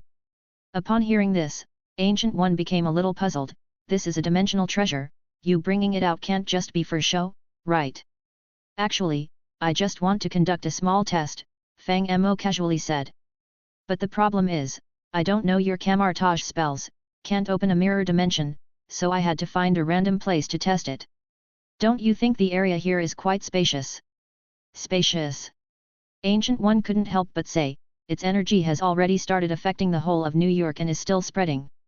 Don't tell me you can't figure out its energy properties, Fang Mo said, you may not believe it, but not long ago, an old black friend of mine told me that New Yorkers are actually worshipping me as a god. So, I made an unfilial decision, New York will be guarded by me. Your so-called guarding wouldn't happen to be beheading all the criminals and displaying them publicly, would it? Ancient One asked, looking at Fang Mo. Kudos to the Sorcerer Supreme, you've guessed my thoughts exactly, Fang Mo gave a big thumbs up. I plan to use the beacon to enhance their bodies so they can work 16 hours a day. Even if they stay up late and eat junk food, they won't get sick. As for the criminals, I'll behead them personally and hang them on the outer wall as a warning to others. As he spoke, Fang Mo couldn't help but laugh at his own joke, ha ha ha, the good days are still ahead. Your statement. Seeing Fang Mo laugh, Ancient One also realized that he was joking and shook his head helplessly, even Mephisto would have to kneel before you. Oh, right, Ancient One's words reminded Fang Mo, you should know Mephisto, right? Why not call him over to play? Isn't he the Lord of Hell? My collection of hell jokes could use an update. I plan to develop some new plant jokes. What do you think of leeks? Sorry, I'm allergic to hell jokes, Ancient One immediately said. Tisk, boring. Hearing Ancient One's statement, Fang Mo looked disappointed. So what are you planning to do with this? Ancient One pointed to the beacon not far away. You're not going to leave it on the ground forever, are you? Of course not, Fang Mo nodded. I mainly just want to test its properties. I'll put it away after the research is done. In that case, Ancient One nodded, seemingly relieved. I'll go back first. Wait, Fang Mo suddenly said. Ancient One's hand, poised to cast a spell, stopped mid-air, looking puzzled at Fang Mo. Why not research this thing together? Fang Mo pointed to the beacon next to him and asked Ancient One. Yes, the Nether Star and the beacon, after materializing, have completely broken away from the MC rules. Strictly speaking, they are indeed somewhat related to the dimensional demons, and Camartage is always studying dimensional demons, so this field is clearly relevant. Fang Mo thought for a moment, feeling that Ancient One could provide some advice. And indeed she did. After briefly studying the beacon, Ancient One quickly shared her thoughts with Fang Mo. Similar to the information that suddenly appeared in Fang Mo's mind, Ancient One said that this thing is indeed the essence of some dimensional demon and theoretically contains astonishing energy. However, the energy inside this crystal is not active. On the contrary, this is a kind of inert energy. Activating it is not an easy task, unless you catalyze it with some sort of magical ritual, the beacon. Otherwise, this energy is hard to utilize. After hearing Ancient One's explanation, Fang Mo also gave up the idea of stuffing nether stars into his body. Instead, he decided to directly stuff a pyramid into his body. Yes, although the energy inside the nether star is not active, the beacon is different. This thing is an excited state of the nether star, isn't it? According to Ancient One, leaving the beacon outside is not a good idea. Her point was, Fang Mo's current strength is already very strong. If he encounters someone who needs him to fight at full strength, then putting a beacon outside is useless. If the enemy discovers that this thing can amplify Fang Mo's power, they would definitely blow it up immediately. So placing it outside is really not as good as finding a way to stuff it inside, even though it may be a bit painful. No, even though it might be a bit troublesome, it is indeed better than putting it directly outside. The materialized beacon is different from the MC beacon. In the game, each beacon can only have one main effect and one auxiliary effect. For example, if you want to have strength and life recovery, you must give up boosts like speed or urgency. However, the beacon in reality is more like an energy hub. It is well known that dimensional demons are bound to dimensions, so by exciting the nether star, the beacon can continuously draw power from the entire nether dimension. Actually, Fang Mo is also not clear about how the nether dimension in the real world is determined. But this damn thing can inexplicably draw out power. And the larger the base, the stronger the power. For this reason, Fang Mo decided to first create a small pyramid to try. Because of constantly consuming hua berries, Fang Mo's strength has been continuously improving. The storage space inside his body has gradually expanded from a small room to a cubic structure with an edge length of nearly 100 meters. He plans to first build a pyramid about 20 layers high. If you want to build such a high pyramid, the base diameter would be about 49 meters, so just one layer would consume more than 2,400 blocks. Approximately 30 or so groups. What the F? After calculating the amount of gold required, Fang Mo was stunned. What happened? Ancient One looked at Fang Mo strangely, not understanding why he suddenly shouted. I was too hasty. Fang Mo rubbed his temples helplessly. I didn't bring enough gold, I probably have to go back. Isn't your friend the richest man in the world? Ancient One curiously said, if it really won't work, you can ask him to lend you some. There's no need to go back and forth between two worlds for this, right? I'm afraid that won't work. Fang Mo rubbed his temples a bit painfully, mainly because the amount I need might be a bit much. How much? Ancient One asked. Just to build one layer, I need more than 40,000 tons of gold. Fang Mo spread his hands, although the materials required for each layer of the pyramid will decrease, to complete 20 layers. Sorry, I'm interrupting. Ancient One, upon hearing this, directly opened a portal with her ring. You go and gather materials, I need to go back to Camartage.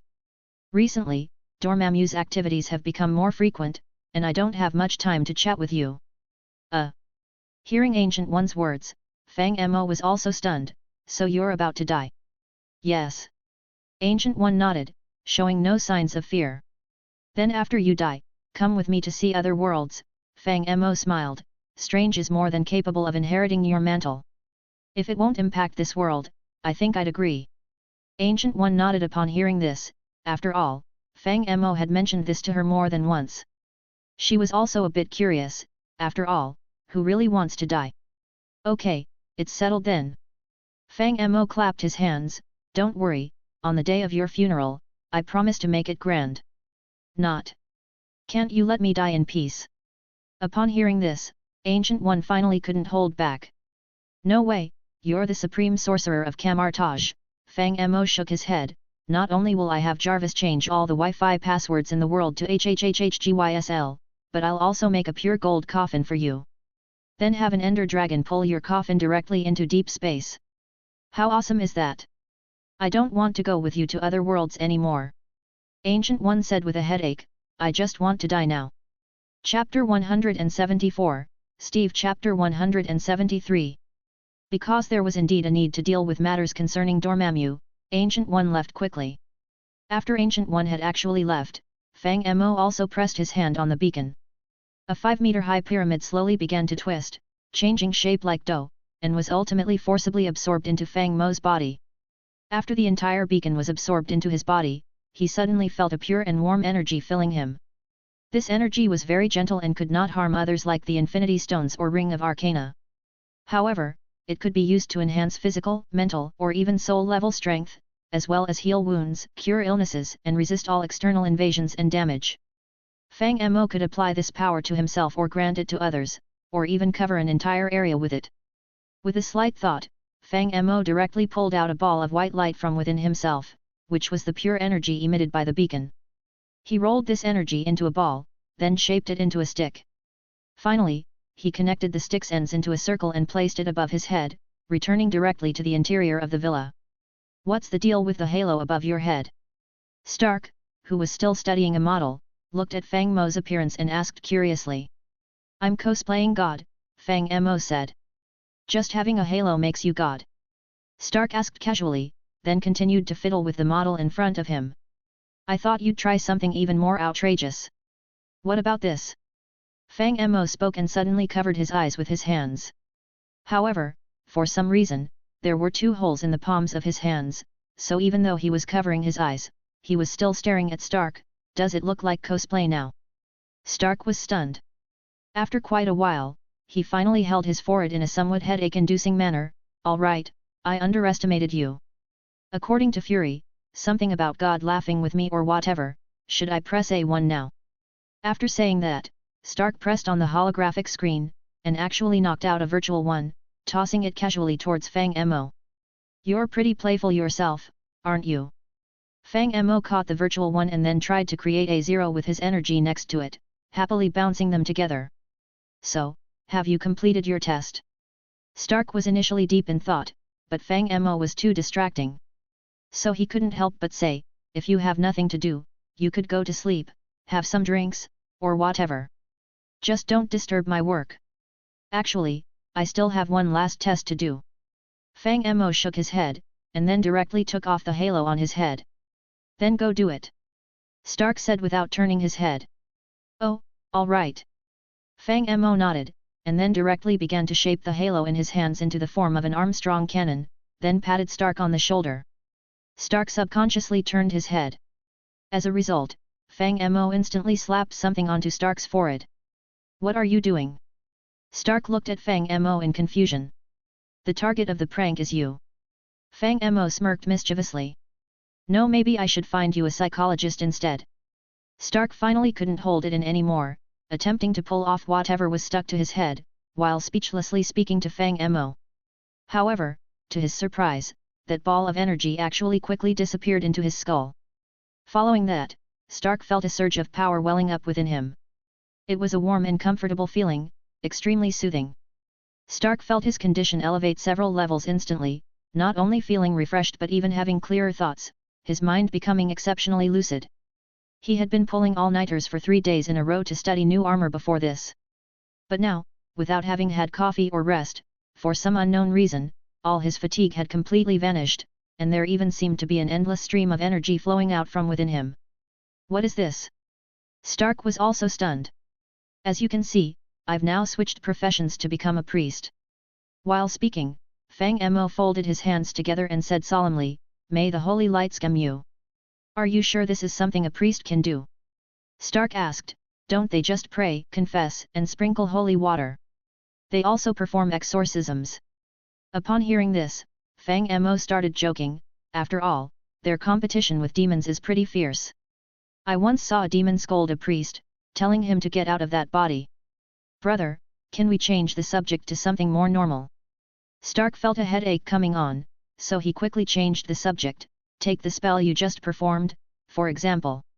Did you learn a new magic? Are there any side effects?" "There shouldn't be any." Fang Mo thought for a moment and said. "So this thing can be used to enhance the human body?" Stark was curious. "Is the effect permanent? Are there any restrictions?" "The restriction should be that you can't be too far away from me." Fang Mo shrugged, "But I'm not clear on how far it will take to lose effect. After all, this is a newly researched ability. However, this magic seems to also be able to heal wounds and such. By the way, is there any part of you that hasn't been feeling well lately? Do you want me to take a look? What are you trying to do?" Stark became alert. "I'm healthier than ever, no need for a doctor." "Oh, then never mind."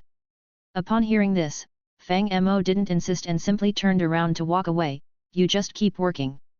I'll go find something else to study." After that, Fang Mo left the villa directly.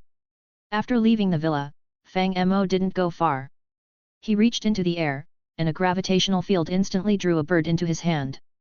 Since Stark didn't want treatment, Fang Mo had no choice but to experiment on other living beings. He first drew a sword to try it out, but the bird was too small, so he switched to a dagger instead. After the tests, Fang Mo found that the beacon's abilities were indeed useful. As long as it wasn't a fatal injury like a headshot or heart removal, other injuries, even severed limbs, could be slowly healed by Fang Mo. Though it couldn't match the healing speed of instant healing potions, it had the advantage of no consumption. As for the enhancement aspect, the bird, greatly enhanced by Fang Mo, could even leave a small dent on high-quality steel with its beak. After obtaining the data he wanted, Fang Mo didn't bother the bird any further and released it back into nature. Considering that it would take some time for Stark to build a villa, Fang Mo didn't bother to wait any longer. He simply called Nick Fury. After all, he had the space gem. As long as he knew the coordinates, he could travel anywhere in the universe.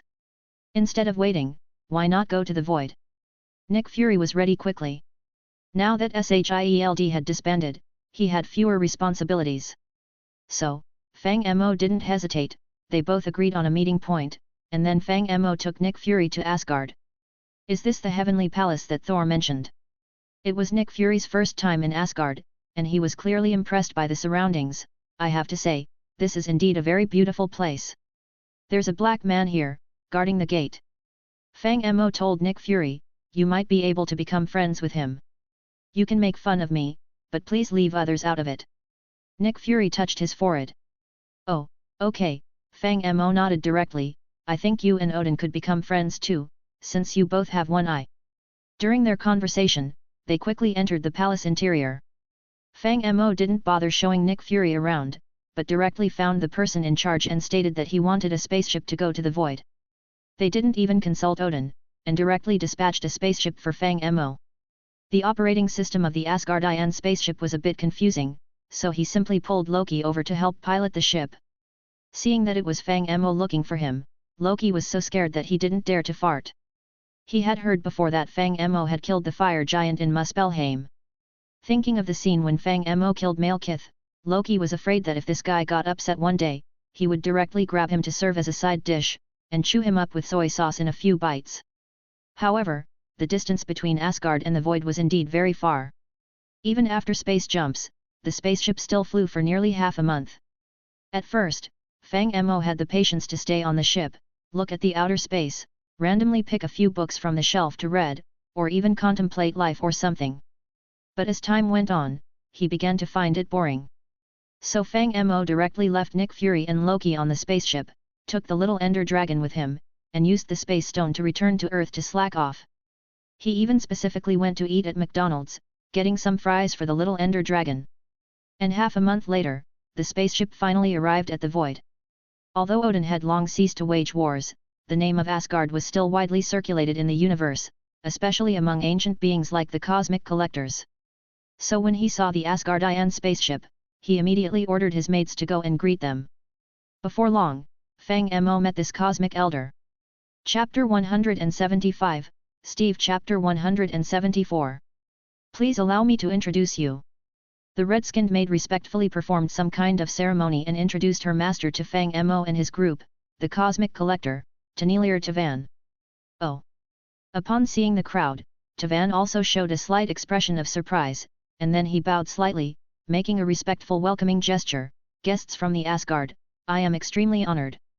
I like this guy. Loki, seeing the other party being so respectful to him, immediately showed a smile. But before he could be happy for long, Fang Mo immediately poured cold water on him. Come on. Fang Mo said with an indifferent smile, and then explained, this guy just finds you rare and wants to see if he has the chance to put you in a glass display cabinet in the future. Loki's smile immediately froze on his face.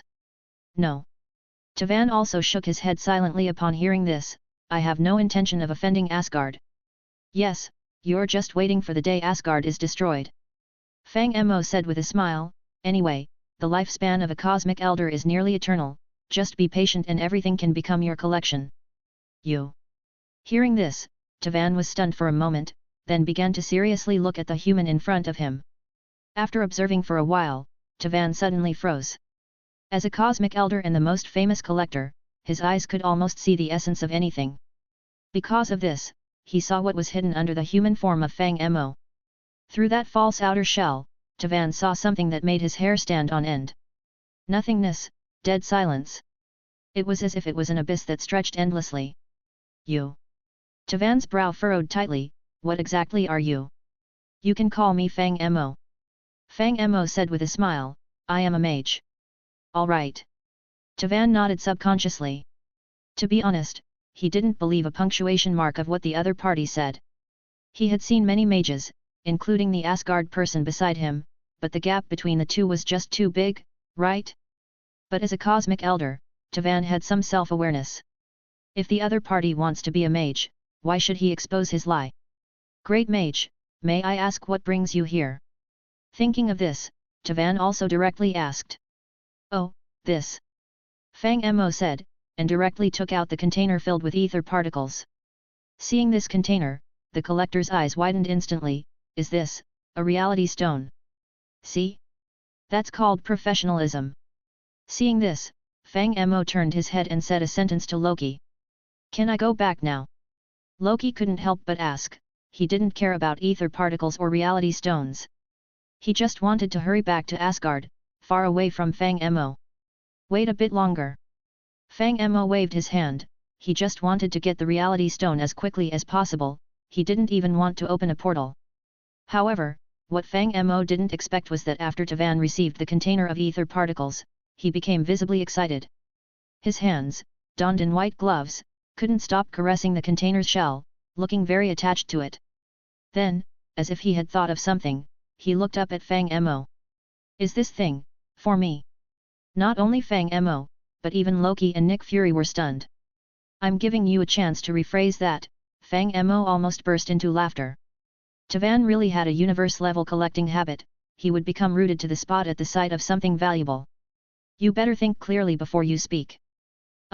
It's not. Hearing this, Tavan also let out a disappointed sigh. All right, sir, please forgive my impulsiveness. This thing is just so beautiful. Have you considered selling it to me? I can offer anything, or exchange it with my other collections. The most I can do is let you hold the stone for a photo. Fang Mo shook his head. No joke, this item was for him to snap his fingers with.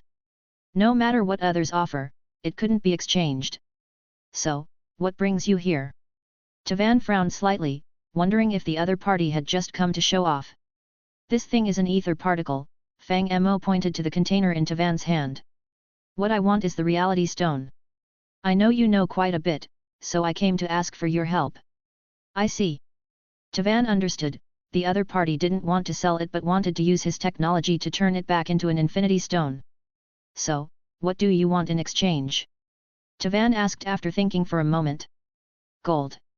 Fang Mo tilted his head, given that gold is very difficult to produce, it is a hard currency even in the universe.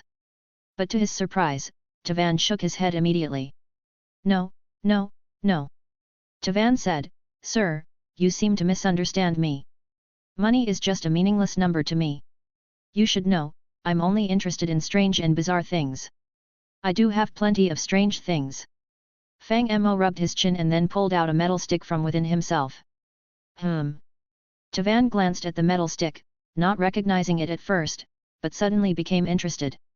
This thing. This is called the Big Bacon Bar. Fang Mo waved the pinkish rod in his hand. It's inexhaustible and can sustain you from birth to death. It looks like metal, but it tastes like bacon. That sounds interesting. Tavan was immediately intrigued. Inexhaustible, you say? Does it defy the laws of the universe? You can try it. Fang Mo directly handed the rod to Tavan. Karina, Tavan didn't do it himself but instead told the maid beside him. Eat it. This. The red-skinned maid seemed to hesitate for a moment. Karina, seeing his subordinate hesitate, Tavan frowned. Where did the last servant who displeased me go? Need I remind you? Karina shivered all over, then quickly grabbed the rod from Fang Mo, closed her eyes, and took a bite. The result. It wasn't as bad as she thought. Though it felt metallic at first, it was surprisingly soft, like a bacon roll. Karina chewed a large chunk, tasting the fat and the smoky flavor, as if she was really eating bacon. Karina widened her eyes, looking down at the weird metal rod in disbelief. Despite having eaten a large chunk, the rod showed no signs of shrinking. That's right, this is the property of the iron material, it's delicious. You can eat the tool like food, and each bite will deduct its durability. But if it's engraved as indestructible, then you can eat it forever. What an interesting thing. Upon seeing this scene, Tavan immediately nodded in satisfaction. He gestured directly to Karina, who hurriedly handed him the raw iron handle. Tavan took out a piece of white cloth with some distaste and wiped the place that Karina had bitten. He then carefully examined the metal rod. It looks like it's just a simple iron-carbon alloy, and there's no magical fluctuation on it. Why would it have such miraculous properties? Truly rare. Having said this, Tavan walked directly to a display cabinet, opened it, and carefully placed the raw iron handle inside. All right, I think our deal is done. Turning around, Tavan spoke directly to Fang Mo, although it's a pity that I can't collect the infinity stones, I'll help you for the sake of this little thing. After saying this, Tavan walked away carrying a container of ether particles. Fang Mo leisurely followed him. Tavan arrived at a place that looked like an operating table, placed the container in a recess, covered it with a glass lid, and immediately began to operate. Several mechanical arms extended out and began extracting ether particles, followed by a series of complex refining processes. Before long, the Dark Elves' modification of the Reality Stone was completely deciphered, and the ether particles recombined into a magnificent wine-red gem. My God, look at that luster! Looking at the Reality Stone inside the glass cover, Tavan was almost bursting with excitement. It's so beautiful. It does look good. Fang Mo first nodded, then raised his hand and said, bring it to me. Tavan nodded and then reached in to take the Reality Stone from the device. However, just as he was about to hand the gem to Fang Mo, he suddenly seemed to think of something. He looked at the Reality Stone in his hand, then at Fang Mo not far away, and his expression became fluctuating. Sir, if I were you, I would never make this small mistake. Nick Fury, being the head of the special agents, noticed this and immediately guessed Tavan's greed, hastily reminding him, the person before you is not someone easy to deal with. Tavan hesitated for a moment. But before he could finish speaking, Fang Mo suddenly smiled and pulled out a glove to put on his hand. A golden and blue halo interwoven on it, as if reflecting divine authority. Seeing this, Tavan was stunned for a second, and then quickly bent down to respectfully present the Reality Stone. Please do accept this stone. Thanks for listening.